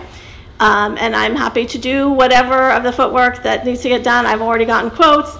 I've looked into what the installation would require. You know, that's something that we just need to get approval for. Another item that I'd really like to get some clarification on is the pool at the junior high. From what I understand, it's beautiful and it's chlorinated every day and it's ready to swim in, and so I want to know why my kids can't get into it tomorrow. Is it actually a health issue? Is it dangerous? Is there some reason why we are not able to use that pool? It could certainly be generating revenue for the district if it was rented out. It would be an easy, low-impact exercise for those children that maybe don't do as well in other sports, but could get better, you know, be more active if they had a less impact sport available to them. So I want to also request that that capital expenditure bucket be used towards either opening up the pool, doing the minimum requirements to get it usable immediately as soon as possible, or a clear reason why we can't use it. And if it's not going to be possible, then let's fill it in with dirt and use the space for something else. Excuse me. Because yeah, it's just a waste of space right now. Thank you. Okay. On to 12.1. We have our monthly donations report. Do I have a motion to approve? I'll by second. Member Crocker, second by Member Thomas. Please vote.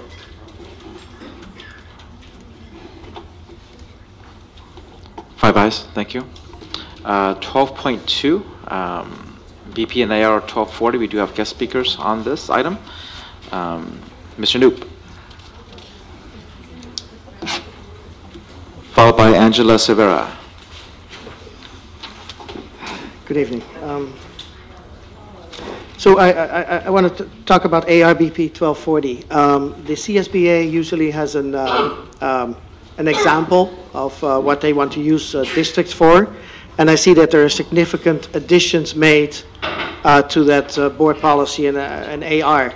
And the question is, when are you going too far? I mean, one of the things that it says is we want to encourage parents to volunteer at school. And if I look at all these additional rules and restrictions, and I understand that the safety of the kids is of eminent importance, but at one point you have to say, well, where do we draw the line? You know, when you get situations that, for instance, private organizations like the PTA are subject to rules of the school, it's not even constitutional. How can you order an PTA workers to have an TB test because they're not? It's not a school organized event.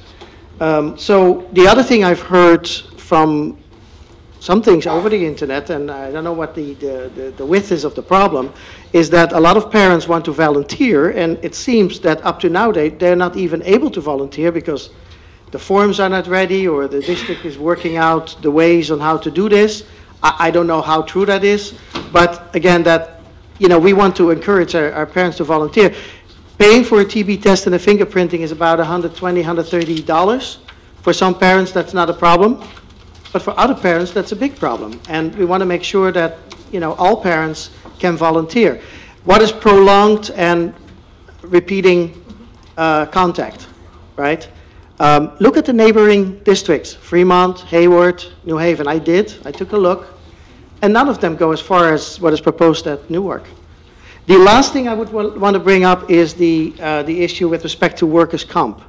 Now, does your insurance, in the past, I presumed, included workers' comp for volunteers?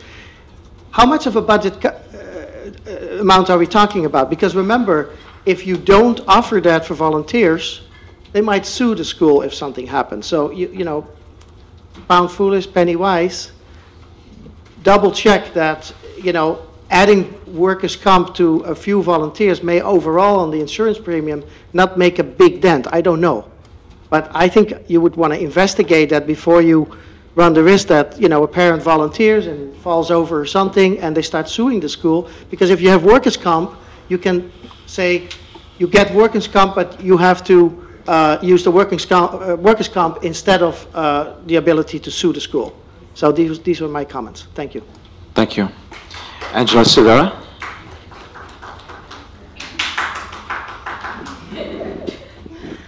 Hello, board. My name is Angela Silvera. I have 3 children, a 3rd grader and a kindergartner at Lincoln, and a preschooler. I'm president of the parent group at Lincoln called PALS. I'm speaking tonight because I have concerns about the volunteer policy for my children's school. First, volunteering is one way that parents connect to their children. I asked my children recently, what is one thing you like about your mom? They said, that you volunteer, Mama. It made me so happy to know that they knew I care about their school by being a part of it through volunteering. But by having this policy, it discourages parents to volunteer. It makes them have more hurdles to jump over that will have some parents questioning if it's even worth it. Second, the cost. In this new volunteer policy, it clearly states that the cost of the TB test and fingerprinting is on the volunteer. As you know, Lincoln has over 50% of its population on free and reduced lunch. This means that half of my children's school population can't afford the $2.65 it costs for a daily lunch. But now we're asking them to pay over $100 for fingerprinting, the equivalent of 37 full-price lunches, just so they can be in their child's class. If a parent had to choose to let their child eat for almost 2 months of school, or have themselves volunteer in the classroom weekly, I think we know which they'd choose. But by making this choice, they aren't able to show through their actions how much they care about their child's education. Third, the policy states that non-students cannot be on site during volunteer hours. I have a 3-year-old daughter that I bring with me sometimes to work in the staff room and the PALS room while I inventory shirts or prepare for a fundraiser. While I understand that a non-student shouldn't be in the classroom to disrupt educational minutes, it seems that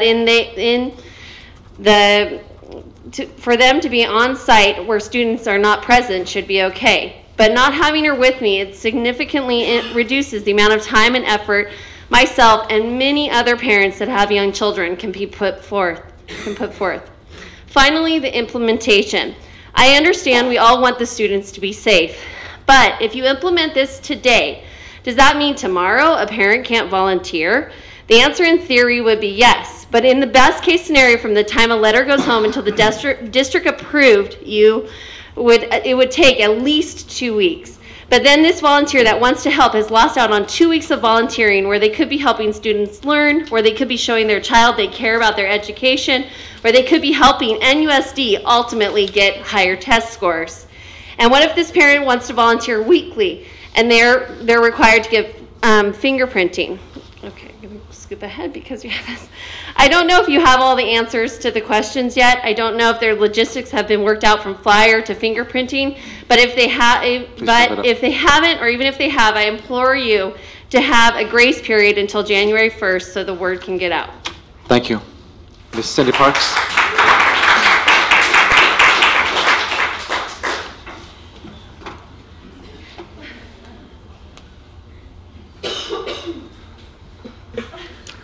I want to say first that I believe in putting children's safety first.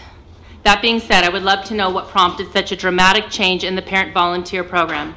Since notice I said the parent volunteer program. I didn't say volunteer aid, extracurricular or co-curricular program aid. The education code for stricter requirements there are education code restrictions for those programs. Did something happen at a school site which led to this dramatic change? If so, was it a single situation? A few meetings back, Mr. Richards stated that out of your budget, $13,300 is spent on services from CSBA. Why aren't you relying on their recommended language?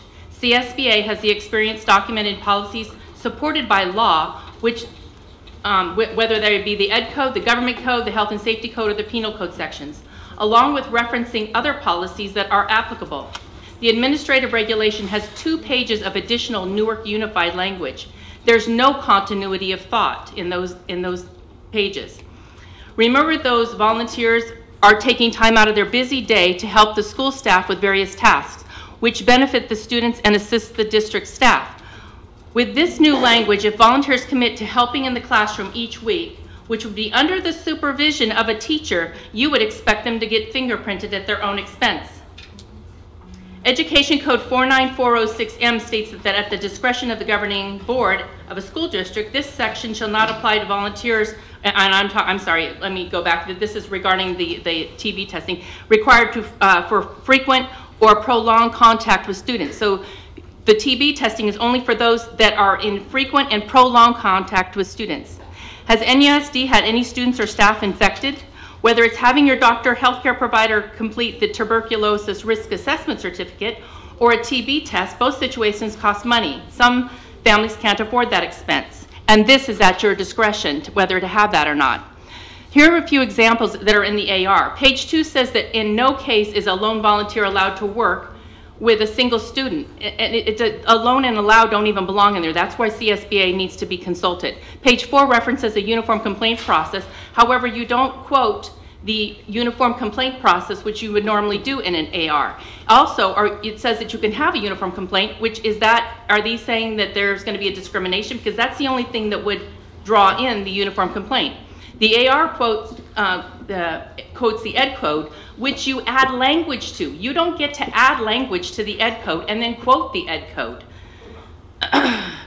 And that's on page 2, page 4, and page 5, and the top of page 6. Finally, how do new requirements align to the 2-page parental involvement policy contained in the single school plan for each site?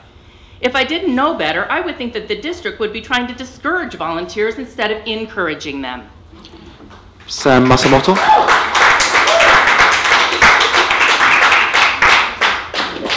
Hi, good evening, guys. Hi. See you tomorrow in class, Sierra. I'm Sam Matsumoto. I teach at Newark Memorial High School. And I'm so glad that I'm not the only one up here speaking to this issue because several of the speakers before me have raised concerns.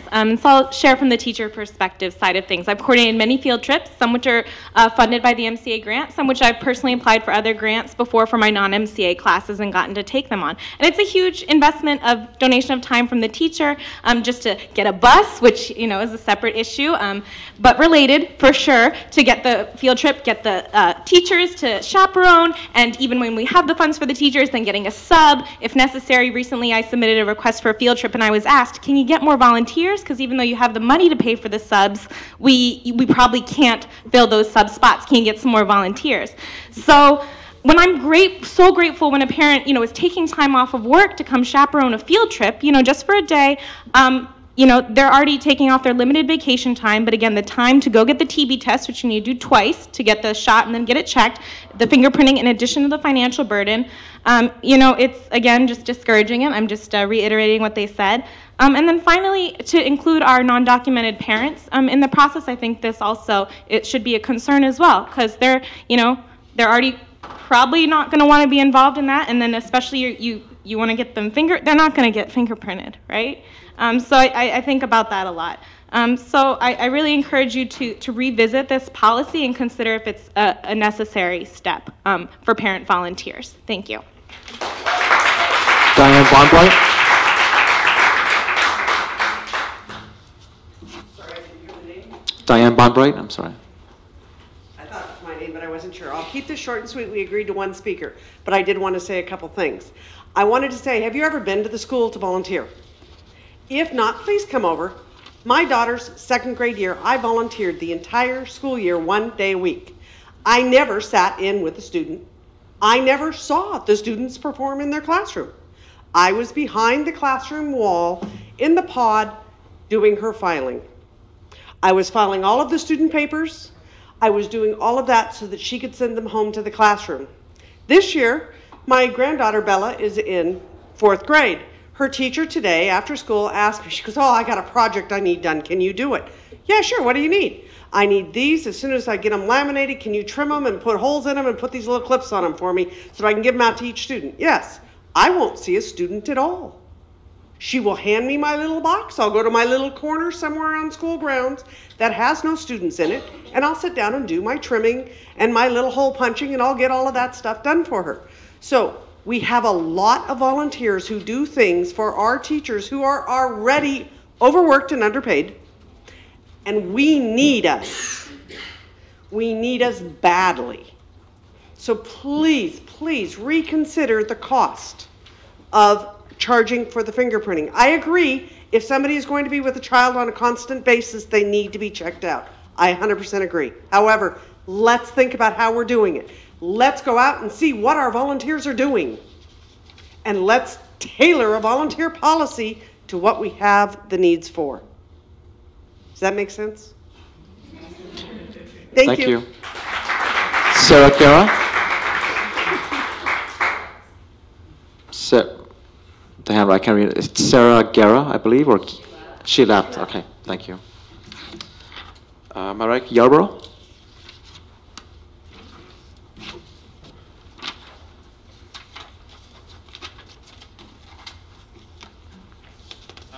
Real quick, Marek Yarborough, a student over at Lincoln.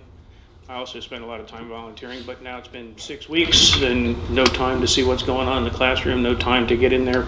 The policy is still lingering as to what's going on. The people have been told, come, stay, go, which way, get things checked and tested out. And now we have this policy here that, the board policy side of it looks like it's been rewritten and corrected. It definitely looks like it, should be able to shoot right through. But looking at this regulation, the way it sits, it's half done. You've got,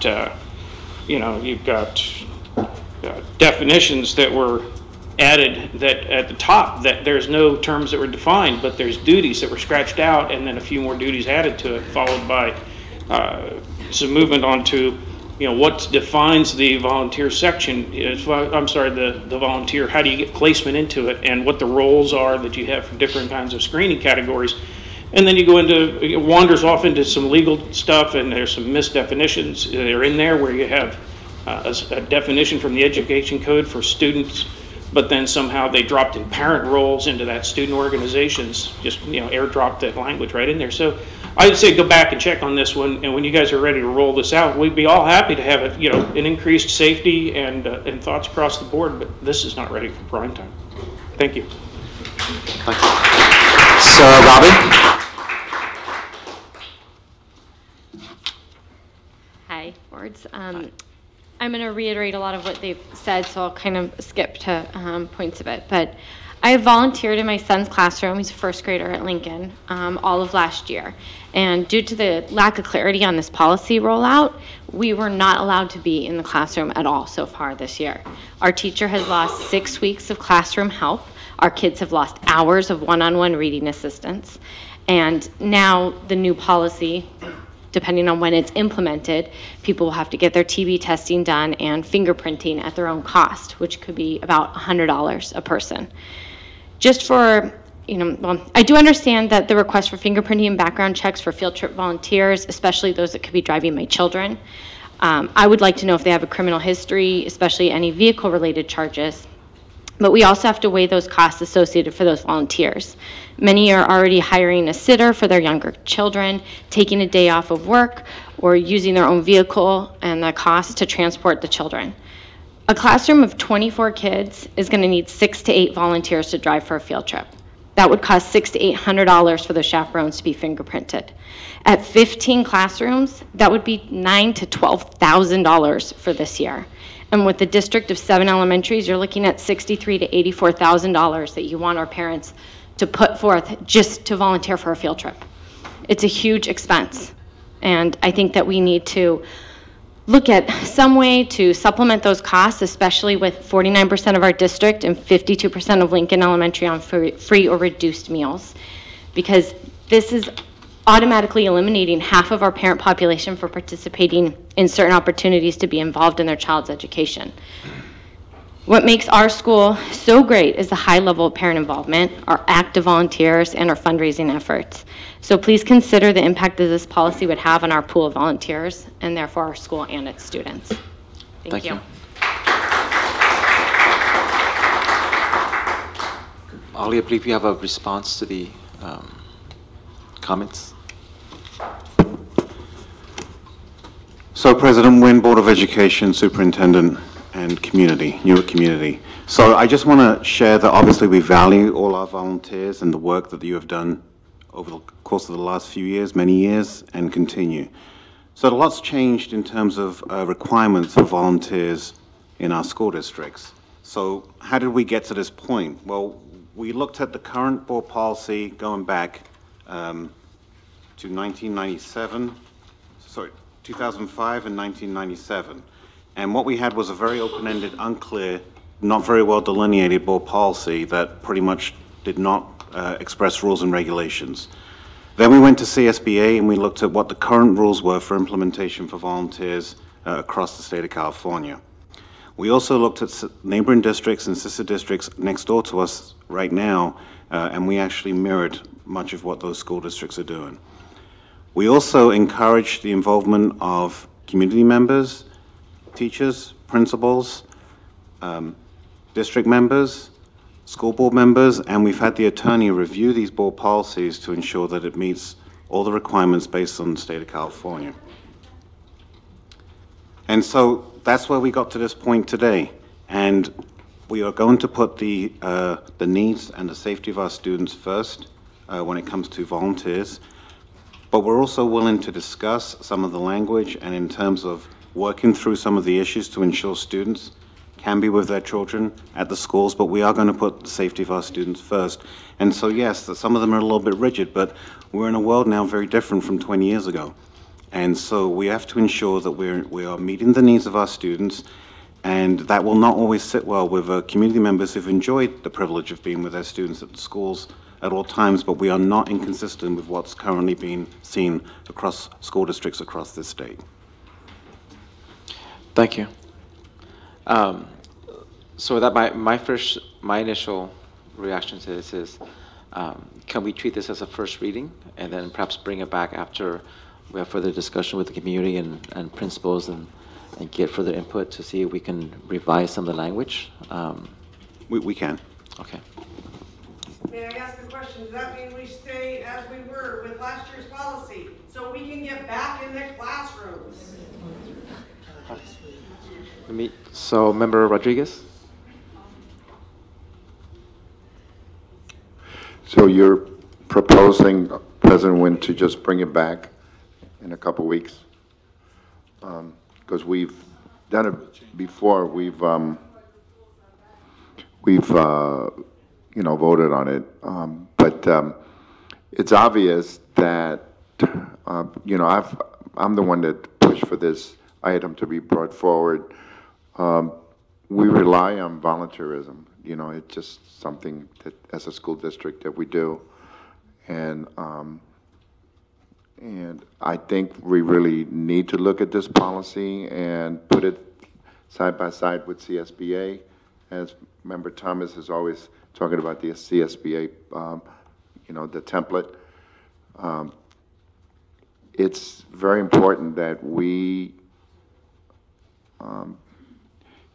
eliminate some of the barriers that are preventing people from volunteering, and would also encourage people to continue to volunteer. And especially with the budget crisis that we're right now, you actually need more volunteers in the classroom. And you know, from the day my kids started school here, we've always had volunteers.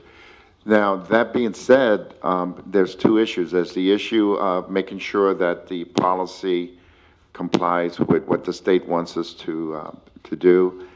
And then there's the issue of money, which the board can vote on. Are we going to set aside a separate fund so that we can pay for the cost of fingerprinting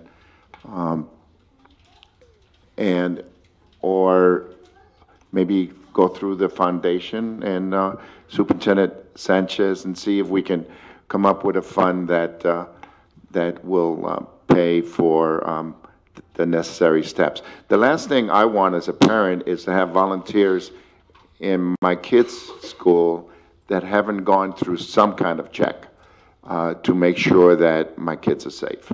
And, you know, that being said, you know, we need to really look at this from the two-point thing. Now, one is, like I said, is, you know, is everything in there according to what the state, and I realized that you spoke on it.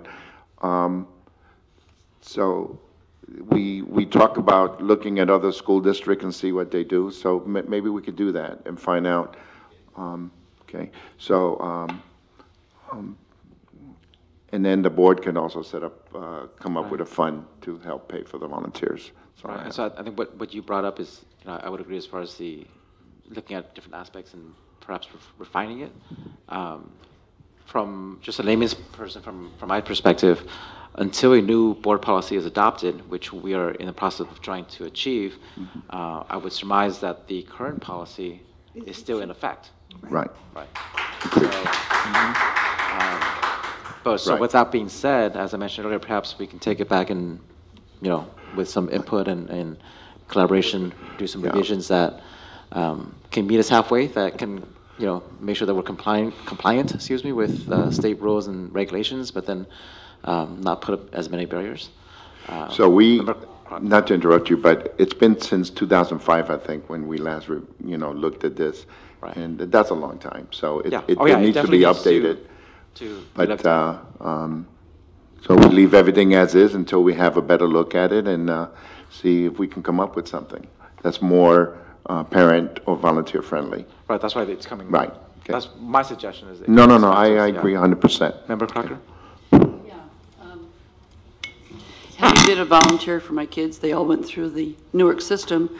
I was where you are in the elementary school, taking my little kids with me and working in the classroom. We're doing the things outside the classroom.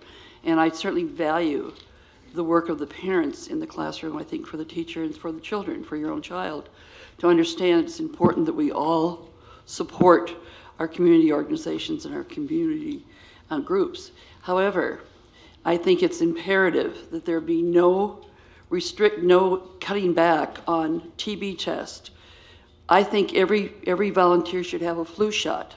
If we're looking at attendance, one of the most important things I think for the kids as well as the adults is to be covered with flu, having a flu shot. I think that checking the Megan's list and being vetted in terms of that and fingerprint there's no question in my mind that these are basic things in terms of safety of the children. And these are things that are addressed in the policies they've set up. It gets in the way. There's no doubt about it. It has always gotten in the way. When you are looking at the safety of your children, things do get in the way of speed. I would like to see some way that we could utilize the resources that the city has in terms of fingerprinting. And I know that there's a shaking of a head back there, and I understand that the police department doesn't want to do it. But I think that there should be some way that we could set up a time when, for a week, we pay for fingerprinting. We do whatever we need to do. I think there needs to be the understanding that when you drive a car, right now we have a procedure. If they drive a car, it's got to be checked. So we're not talking about vetting for other things. We're talking about vetting for being a safe driver. And so when you're talking about driving for a field trip, if they're not working in the classroom, if they're driving for one field trip, I should think that what policy we have right now works for those particular volunteers. So I think we need to look at the kind of volunteers and what they're doing, but I think that there has to be basic things that are there, and if it's too much work for the volunteer, Sorry. We have to think about the safety of the kids first, not about the convenience of the volunteer. And I certainly value volunteer work. Having been a volunteer and seeing people that are working in the classroom, I think it's really very important. So I appreciate the fact that this is the first reading, and I appreciate the fact that what was going on last year will be in place until the new policy goes. So that should take care of tomorrow's problem in terms of the classroom. If I'm not mistaken, you should be able to do that. And there should be a time frame. But I also would like to see the district aggressively look at ways that we can utilize whatever community resources we have to take care of the fingerprint, because that's the big thing. That's the big cost. And we'll see what we can do. I don't know. And if it's a matter of finding people to spend the money to pay for it, or if it's a matter of fact that we can find an organization that will do it for us during a period of time.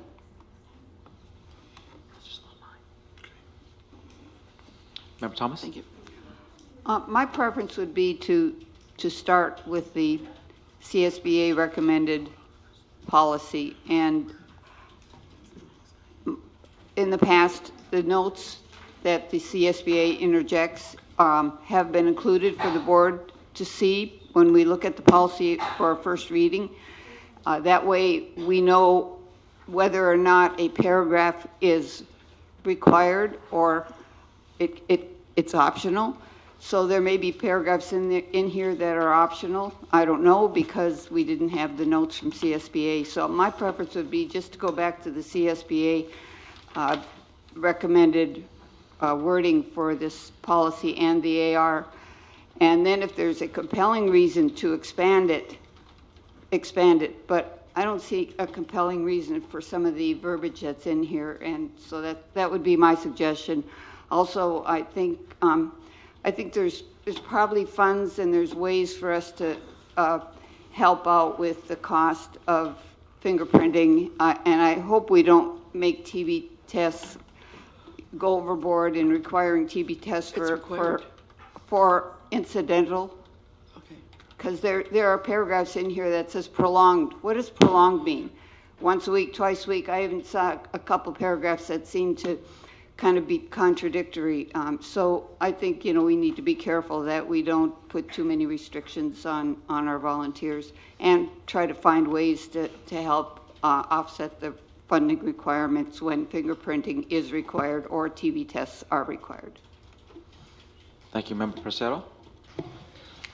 So here's my thoughts. I think that in terms of the framework for the particular administrative rule and board policy, it should be with the goal in mind to encourage parent volunteers.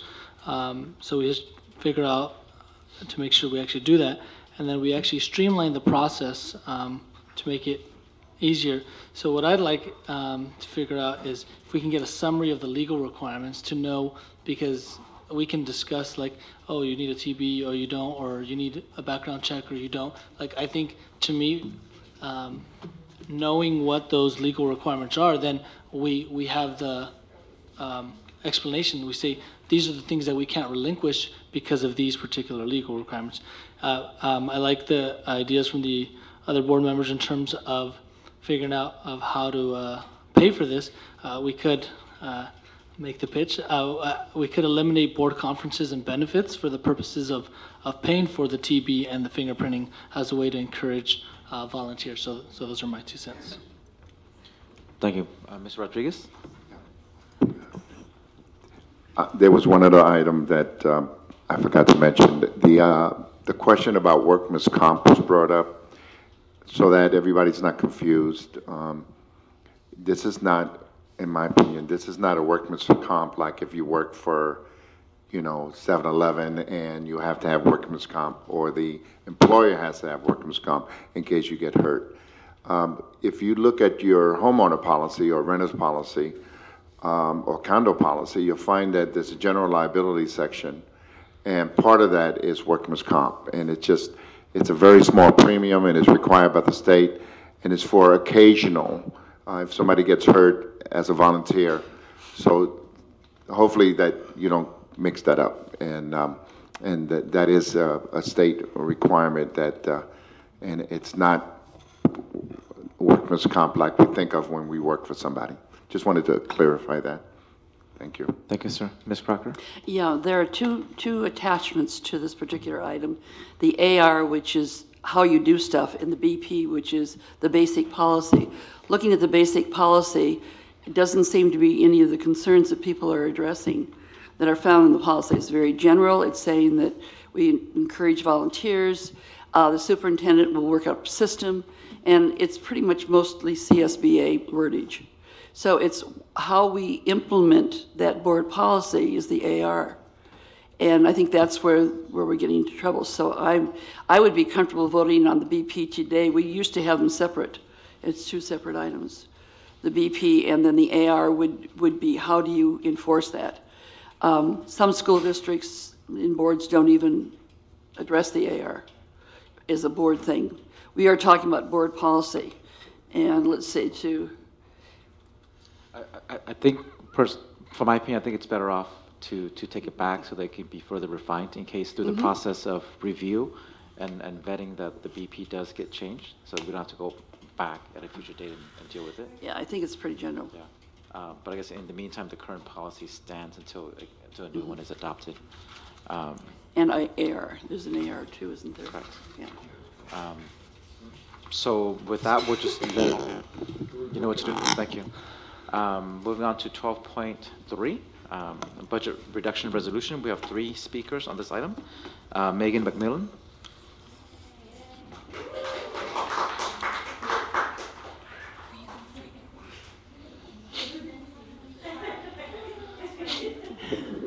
Good evening again.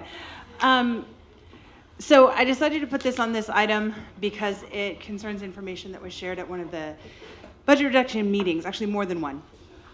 And as the special education director for NTA, I'm obligated to correct misinformation that I hear. At the meetings, Mr. Sanchez stated that throughout the nation, 9% of students receive special education services, but that in Newark, 13% receive special education services. That's incorrect.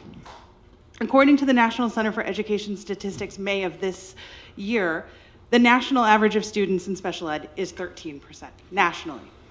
According to the most recent public information from the California Department of Education, 12% of Newark students receive special education, not 13. So it isn't nationally 9, Newark 13, it's nationally 13, Newark 12. That does put us above the state average of 10.5%, but below the national average. At the budget reduction meetings, Mr. Sanchez said that Newark overdiagnoses students for special education. Stats are important. However, words and terms matter as well, especially in special education. In Newark, we do not overdiagnose students with special needs. In fact, we rarely, if ever, diagnose at all. Diagnosis is for medical professionals, not educational ones. We use specific criteria to determine whether or not a student is eligible for services under 13 specific categories defined by IDEA.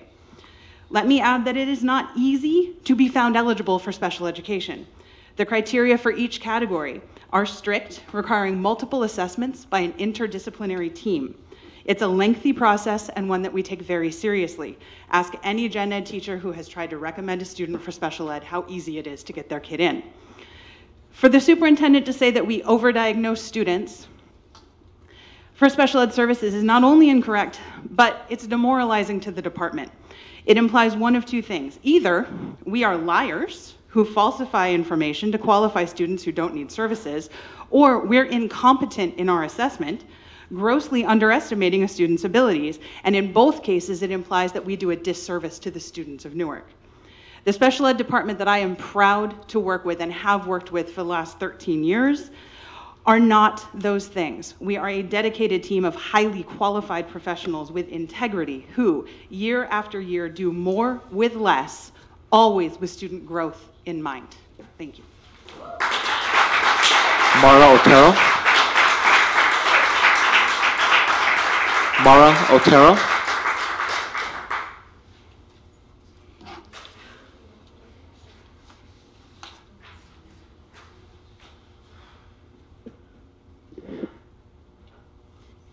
Good evening. My name is Mara Otero, and I'm the Senior Labor Relations Representative for CSDA, the Classified Employee Union. During tonight's study session regarding the budget, The board seemed to favor option A for the reductions. However, my understanding is that for tonight, you need to vote on categories of reductions, not the specific reductions. The CBO and superintendent explained that the county is asking for the reductions by category, and the actual cuts would be decided and negotiated separately. Your comments at the end of the session seem to imply that option A was easier than option B, or that option B was going backwards. However, you asked questions during the study session that implied that you didn't fully understand the items that you approved under option A. Therefore, why not be willing to examine everything? And as the superintendent mentioned, you will receive staff input and can look at the actual cuts.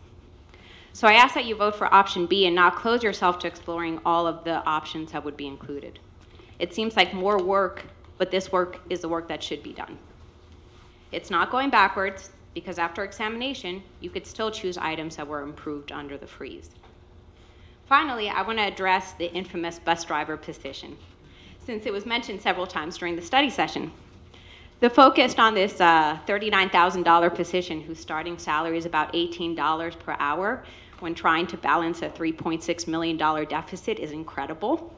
Got a lot of shout outs though, thanks, but CSCA has been working with the district on this position for several years, and we have been able to use an internal employee and charters to fill the need while we try to fill the position and look at options.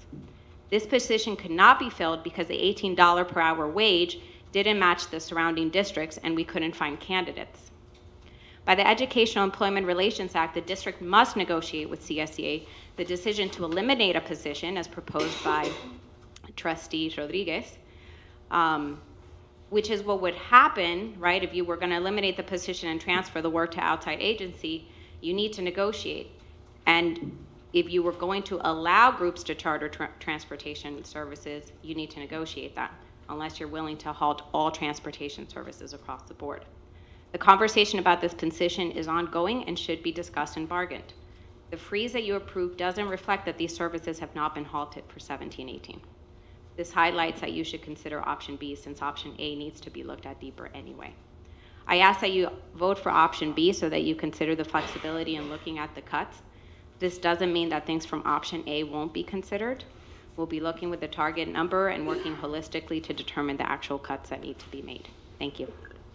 Thank you. Carrie Loop.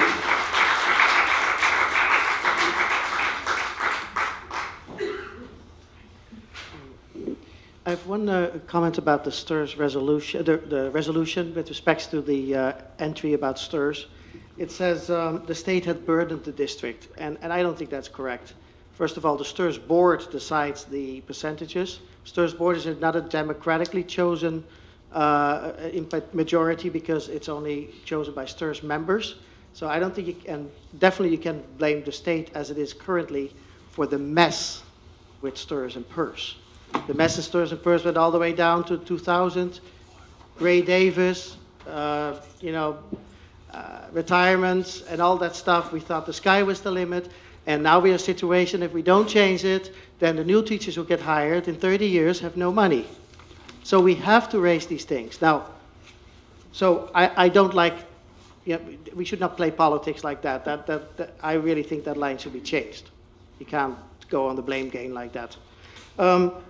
With respect to one thing is, I do have a question. So on the 15th, the state, the county superintendent send a letter to the district. They have to. And I would like to know if all board members received that letter, as they should. And if they are not, why not? The board was CC'd on that letter, and everybody needs to be made aware.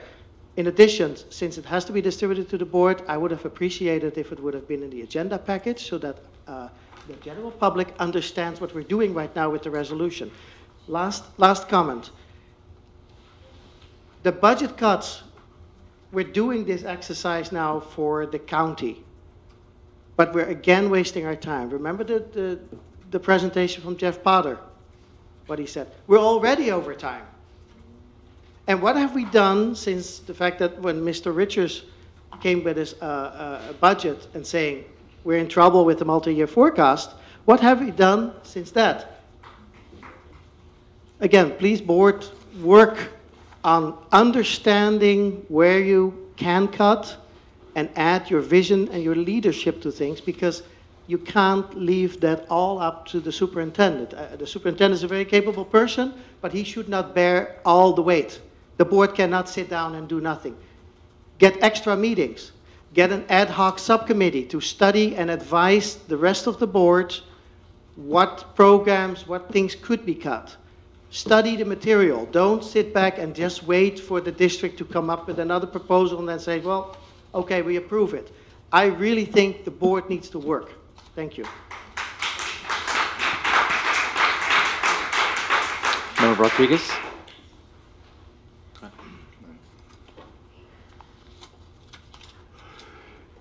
Thank you, President Nguyen. We're at 10 minutes to 10, so I'd like to make a motion that we extend the meeting an hour. We're not going to need an hour, just to be safe. I'll second that motion. All in favor, just show of hands. Aye, please. Aye. Meeting extended till And then no later than 11. Yeah, thank you. Before we start to discuss this, I just wanted to address the board and also the community. I'm the longest standing member of this board, and our superintendent's been here a little over a year, and he's had to, step in and try to help us work through this whole process, which is a very difficult one. As been stated, as far as enrollment over the years, the last 9 years, we've lost approximately 120 to 150 children, students on an average, which equals, 4 teachers. And you can try to put the blame, and a lot of people are looking at, where do I blame somebody? Well, the blame is here. It belongs to the board. We can easily blame prior administrations, but bottom line, the board is responsible for staying ahead of the curve and making sure that when we lose students, that we have the correct staffing. And we haven't done it. And that's why we're deficit spending. And now we're facing this cut. And in years past, we looked at monies and we wanted to protect our kids and protect programs that help our kids. And in some cases, we probably shouldn't have done that. It's difficult as it is, because when you have cuts, you want to keep them far away from the kids as possible. But it's our responsibility as a board, and especially the ones of us that have been here longer, to make sure that when we approve the budget every year, that if there's anything in there that needs to be addressed, such as staffing and other changes, that we make the reductions. So I'm not shying away from my responsibility, but here we are. We can live in the past. We need to do the best we can to get through this difficult stage in Newark Unified School District. It's not the end of the world. We still have great teachers teaching excellent kids and classified, and all the management and the principals and all wonderful people that could easily go somewhere else and make more money right next door, but stay here in Newark, okay? Because we love our kids and we love the school district. This is not changing, okay? We're just gonna run through this tough process. We're gonna get through it, and we're gonna be stronger because of it. And I just want everybody to understand where I'm coming from, in having 7 kids and 8 grandkids that are part of the system. And if I could have more, I would, to get more money for the schools, but I'm too old, okay? Although I've encouraged my daughter to look at that. But anyway, thank you, President Nguyen. And before we start, I just want to make sure that Superintendent Sanchez, who I think in the administration have done their best to do the budget workshops that we had. And sometimes things are said that are read the wrong way and for whatever reason, and we can take the heat. When you get up here and comment, you can get on our case on everything, and that's fine. That is part of what we do. And, but bottom line is, in working with parents and all the staff we have with Newark Unified School District, we're going to make this work. And we're going to be stronger again because of what we're going through. Thank you. That's all I have. Thank you. Is there a motion to approve 12.3? I so move. By Member Crocker, is there a second? It's going to be read after we approve it. It's in the resolution's in the back. The resolution's in the back of the room. There's some in the back. There's some in the back, isn't there? We weren't here when we got here. I'm sorry. In the meantime, can I make a comment? Go for it. Do we have a second? Well, I'll second it for Yeah, comments. go ahead. You know, the idea between option A and option B, I think we're at the point where everything's on the table.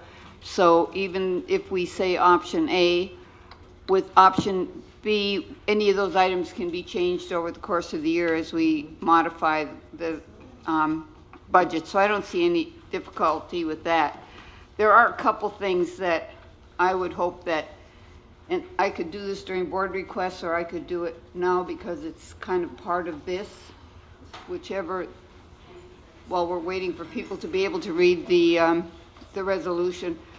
I would hope that we board members would review our own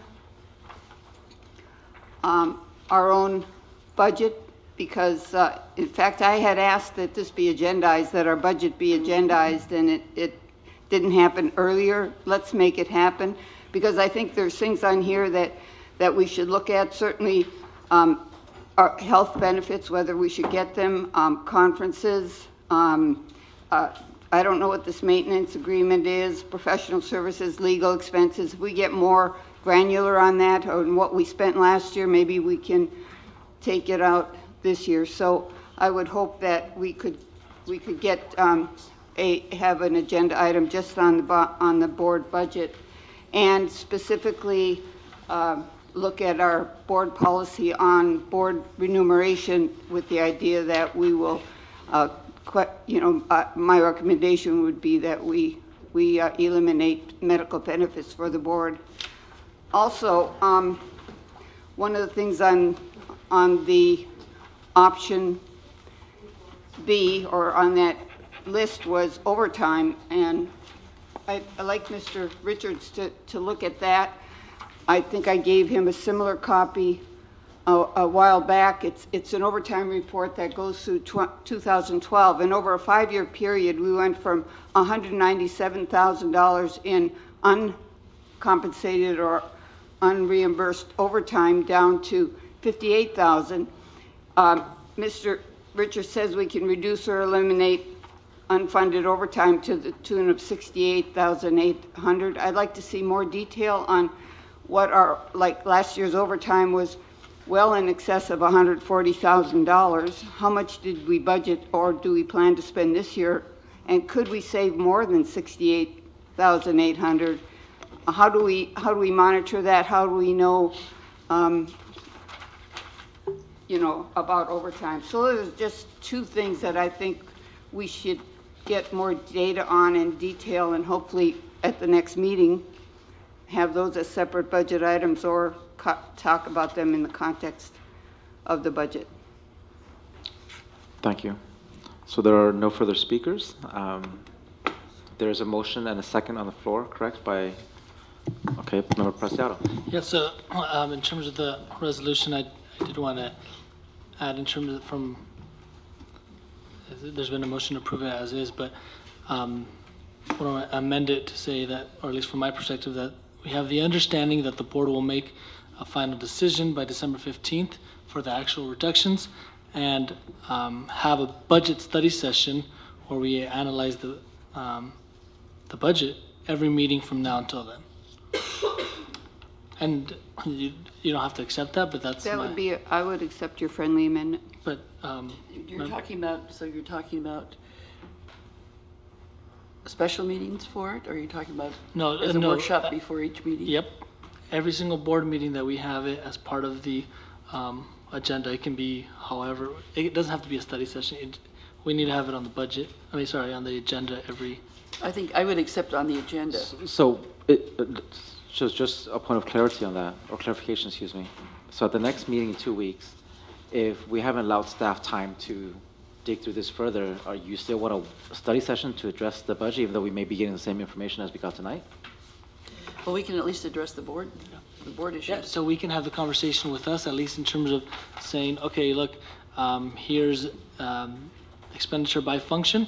Here's our proposed recommendations in terms of the framework, right? Of where, I mean, you're right. I want it to be productive, but I want to make sure we have it set so that we commit to actually having those discussions. Because I mean, the big issue is not having the time for us to discuss that, and then we're here where we have to make the decision. I can already foresee December. December 5th, we're having this conversation again. Hey, we didn't have enough time to actually map it out, and it's either take it or leave it. And I want to avoid that. We only have three more meetings before December 5th. Okay. So it's not like we have a lot of time. I mean, I think that type of something is, I don't know if that needs to be codified in the resolution, though. I mean, I can see the first part as far as, the board will make a final decision as far as what to cut. But this is a resolution that will go to the county.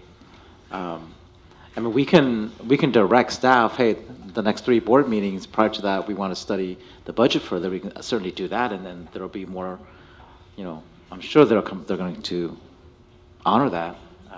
I'm not sure it needs to be in a resolution.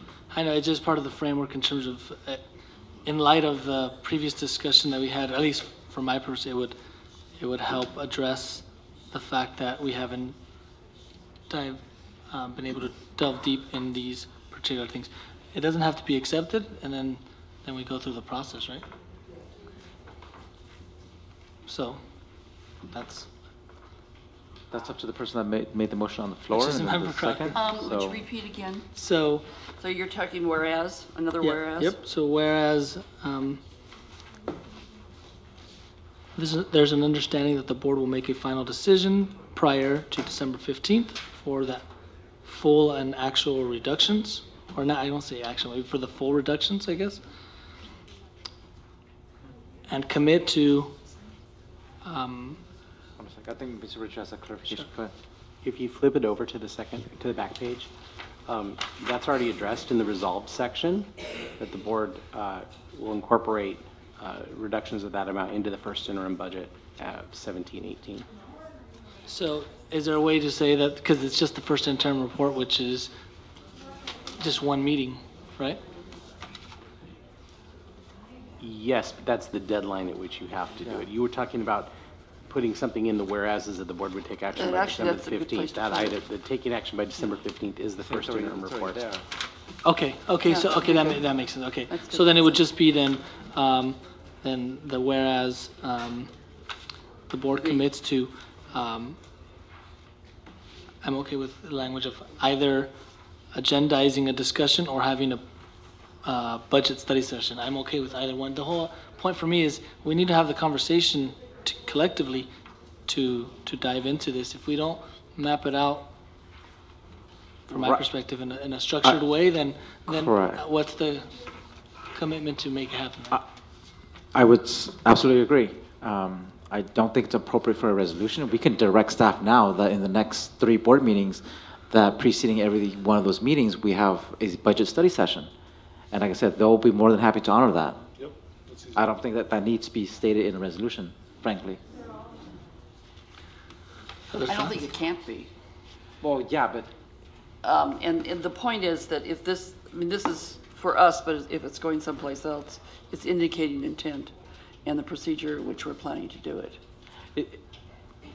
I know it can't, I mean, it doesn't, I understand what you're saying. I just think as far as an operational dynamics, for us to ask staff to do something or request staff members to do something shouldn't be in a resolution. We shouldn't have to make a resolution to do that. You're right. No, you're right. You don't have to. It's more of making the point than if you wanted to. So here's been, and I guess this is just my experience in terms of like, sometimes we collectively agree to things, or we think we do and then we don't, and then in terms of figuring out what our next steps are. So this way it would outline that we could at least, I'm okay with saying we commit to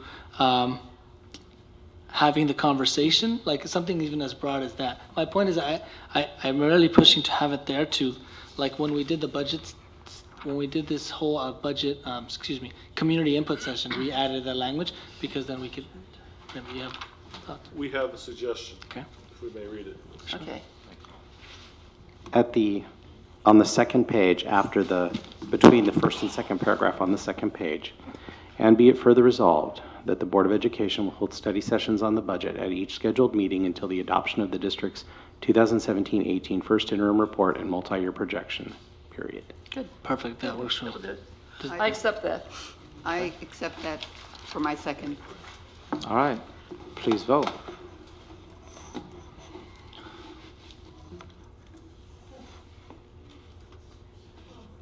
Six ayes, thank you. 12.4, is there a motion to read it? No. No. You don't want to read it? It's not a standard resolution that we have to read. Thank you. 12.4, notice of completion for fireproofing repair at Newark Memorial High School Event Center. Is there a motion to approve? I move to approve. By Member Thomas. Second? By Member Preciado. Second. Please vote.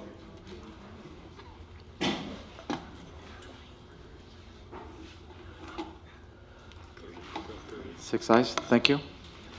12.5, notice of completion for concrete pad installation at Newark Junior High School. Is there a move to approve? I so move. By Member Crocker, is there a second? Second by Member Rodriguez. Please vote.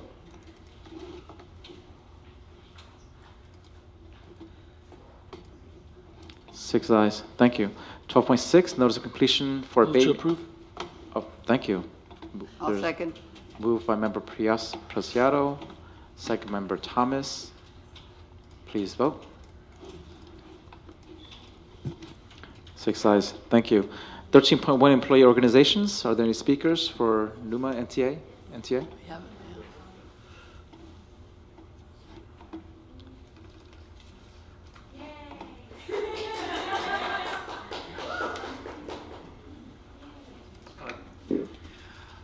I came here with a lot to say.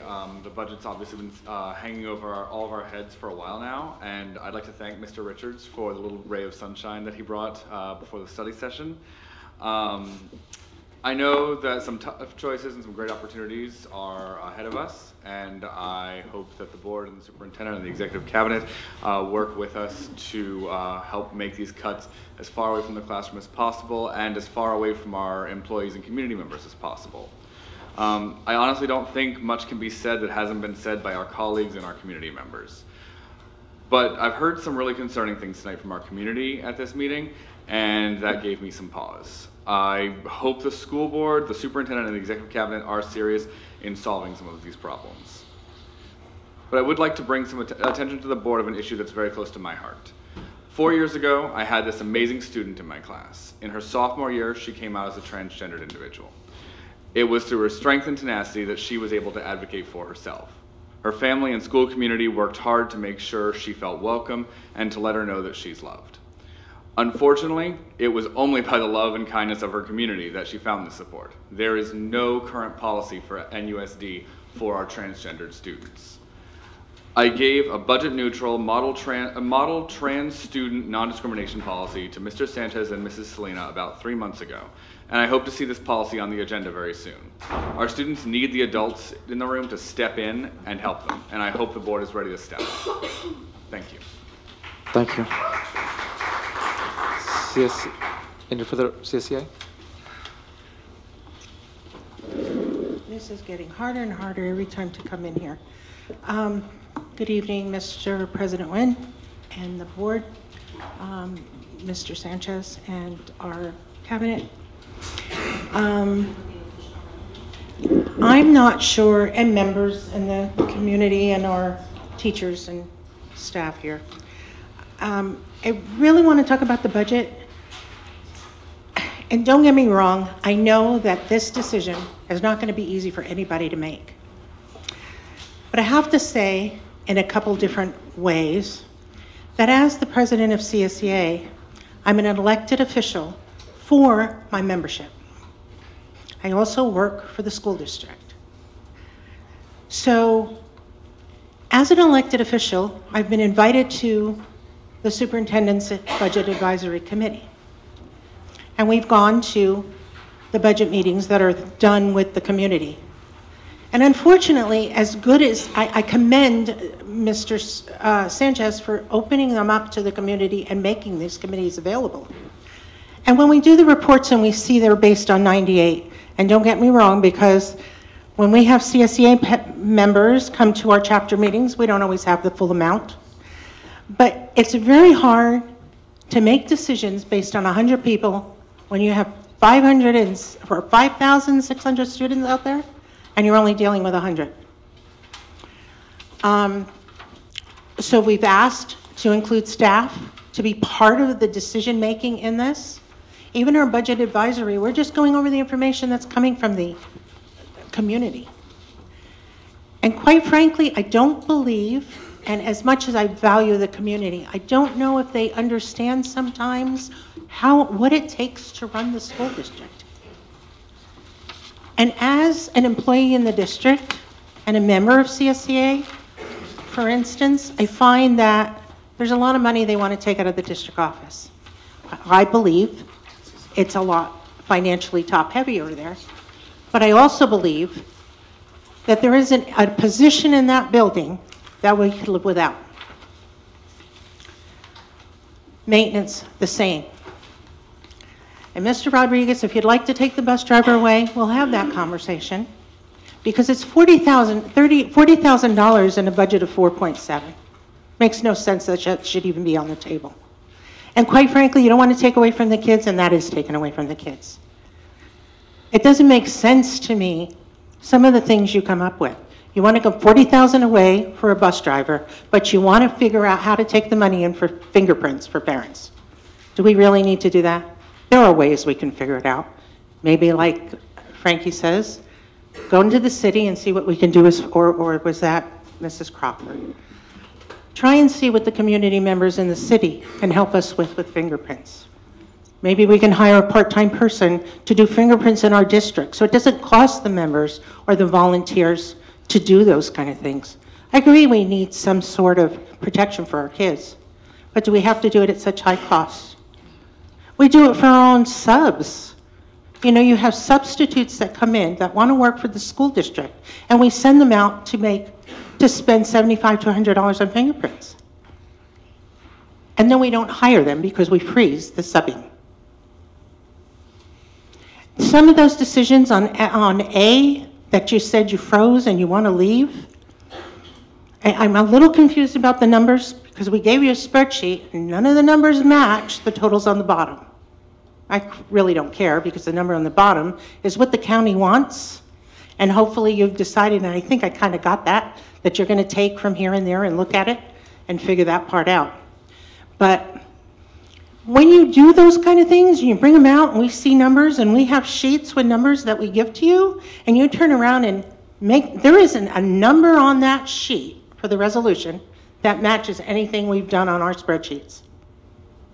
That's not real transparent. We don't know where you're bringing it from. But again, hopefully most people will understand that the bottom number is what we're looking for. And I really, really hope when you look at those numbers, you stop looking at them as numbers and start looking at them at people. Those are people on those number sheets. And every one of those people affect every one of our kids. So start to look at some of the other options. It doesn't necessarily have to be a person you cut. Cut a day. Reduce the school system from a 5-day to a 4. Look into other options before you start cutting all these people and programs. Because no matter how much you want to stay away from the classroom, every one of those cuts will affect every one of our kids.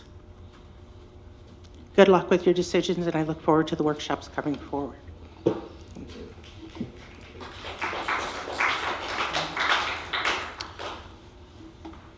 Thank you. 14.1 personnel report. Is there a move to approve? So moved. By Member Rodriguez. Is there a second?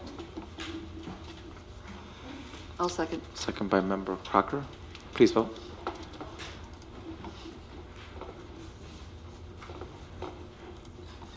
Six ayes. Thank you. Consent item 15.1 through 15.6. Is there a motion to approve the lot? I'll move to approve. Moved by Member Preciado. Is there a second? I'll second. Second by Member Thomas. Please vote.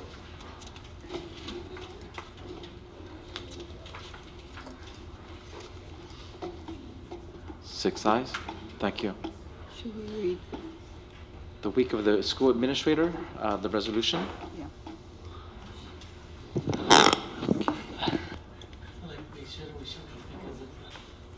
It's the same as last year, right? No, it's not that. It's more framing of. Yeah, in the context. It doesn't. We don't have to read it, so let's just skip it for now. Let's just skip it. 16.1. Committee reports, announcements, requests, debrief discussions. Let's start with Member Rodriguez. Thank you, President Nguyen. As a lot of people with the budget meetings that we had, again, I appreciate staff. Some of the stuff that Superintendent Sanchez said was misconstrued, and like, for instance, having translators at the Schilling meeting. We've always had our meetings in English. What we meant, or what he meant, was when somebody comes up and they would like to address the board in Spanish, then we would be able to translate that person's comments.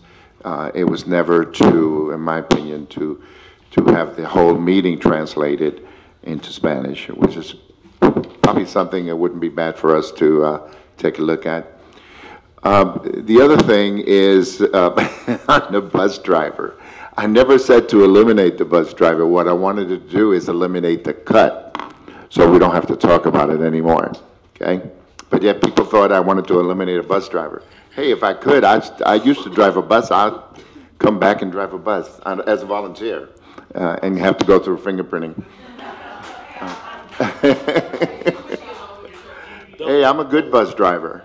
But anyway, so, you know, a lot of times things happen, and which is fine. You know, I'll talk to Ms. Condon and make sure she understands. The other thing is I've had a lot of people call me and email me concerned about my family in Puerto Rico with the Hurricane Maria. There's a Dominican song that talks about "Go Away Maria," okay? And but it didn't. It devastated that island, and luckily, as opposed to Katrina, there weren't that many people that lost their lives. But when you don't have the basic necessities that we just take for granted, you know, like having electricity so we can have our kids go to school, and you know, go to the grocery store and nothing works, and not being able to get cash out of an ATM, and not being able to drive your car to the grocery store. So luckily my family's all well. There was a lot of wind and rain, and some trees came down, but thank God they're all doing well. And hopefully now that they have a general in charge, like they did in Katrina, now things can start moving over there, and getting the military involved to make sure that the island gets back to normal, if that's, you know, as soon as possible. So again, thank you everybody for your kind thoughts. As far as meetings, again, I'm looking forward, like Member Preciado, to having additional meetings on the budget. I think it's important that we continue to talk about ways that we can, you know, continue to engage the community in what we're trying to do. Okay, thank you. That's all I have. Thank you, Member Crocker. Thank you. I would like to request that we look into the meeting with the city so we can start accessing some things that we want to talk to them about in terms of budget, one being fingerprinting, whether there's some way that they can help us or give some sort of direction. The second has to do with watering the fields. There's a whole possibility of being able to get almost free water for that if we go through the process, and so we need to get them on our side as far as doing that.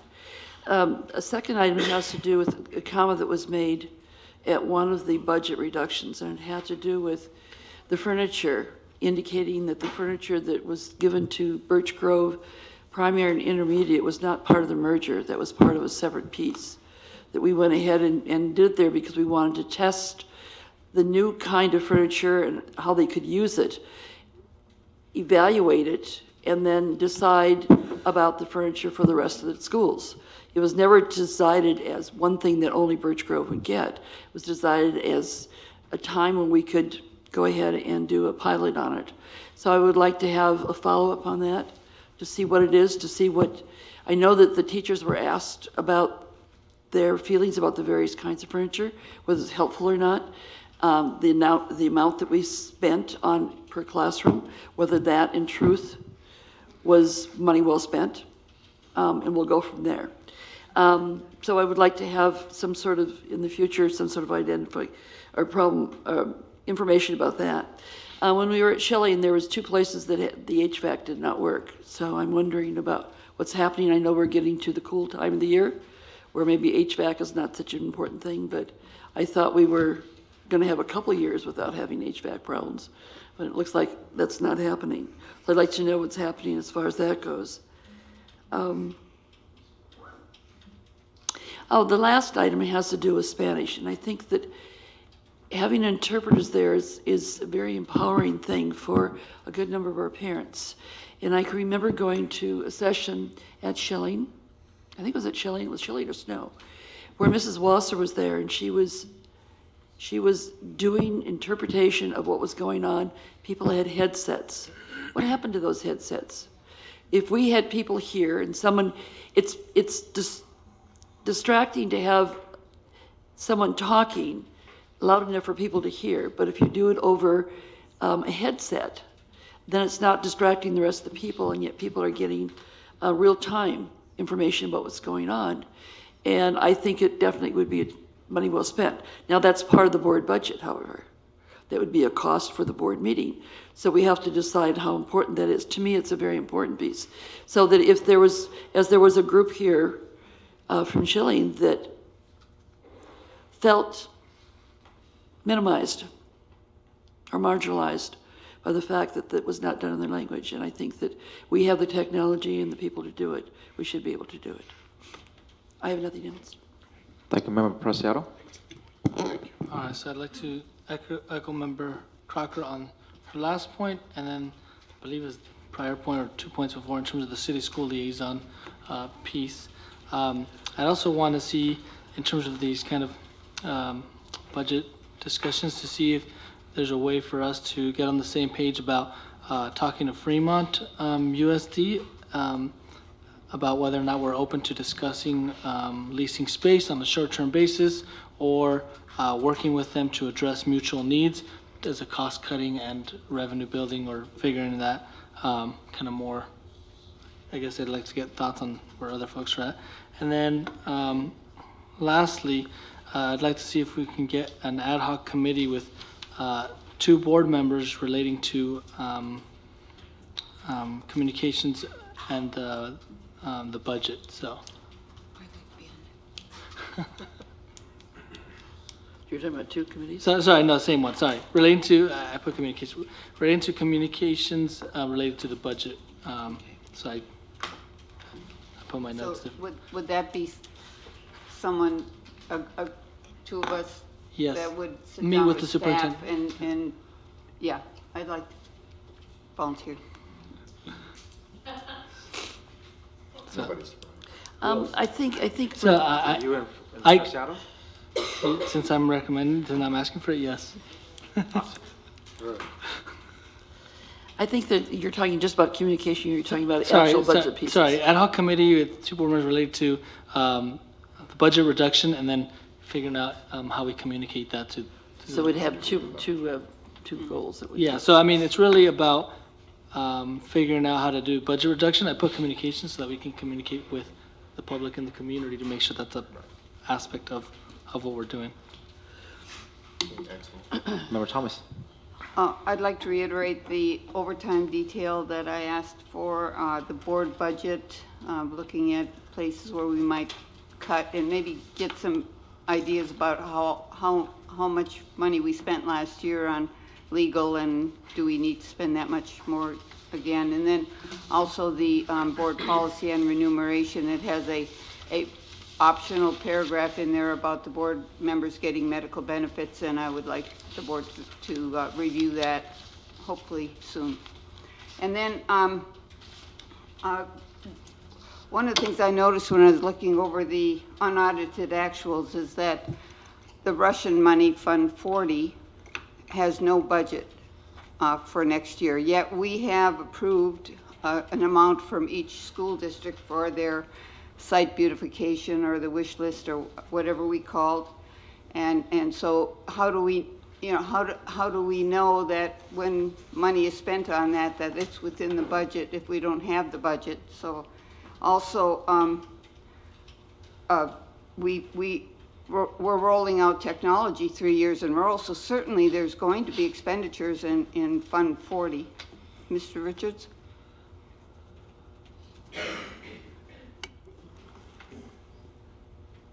The fund, because Fund 40 was one-time funds and the fund balances roll over from year to year, we've just closed the books. So now that we've rolled opening balances over, the budgets for Fund 40 will be built from the one-time money. So those budgets will be coming as part of the first interim report to the board. Because when we budget out a categorical for its expenditure, and then we don't spend it, it rolls to the bottom line, and we carry that over when we roll the books at the closing of the books. So they'll be coming forward shortly. Yeah, but isn't, I mean, in the other places we have a budget, like for fund, for the adult education fund, we have expenditures, and don't we?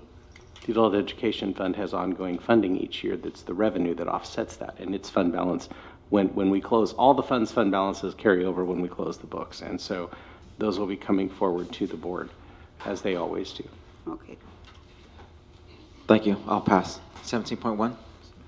Superintendent. Just one final, two final comments. One, certainly our hearts go out to the massacre and the families in Las Vegas. And that tragedy reminds us how vulnerable we really are. And in our own community, on September 27th, we had an incident at Lincoln campus.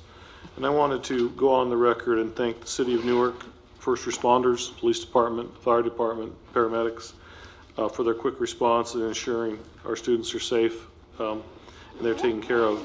And also just a reminder to the board that on October 10th, we have a special activity planned that I think Shar sent you an invite to recognize our own employees who were actually somewhat heroes in that situation. So, and that's at Lincoln School? It'll be at Lincoln School at 3 p.m. on October 10th. That's all I have. Thank you. It is 10:23. Meeting. Can you, when you close the meeting, can we do it in memory of the people that lost their lives in Las Vegas? Okay, so just, you want me to add that verbiage? Yeah. Okay, so no moment of silence or anything. That's okay. So it is 10:24. Let's close the meeting in memory of those who've lost their lives in Las Vegas. Thank you.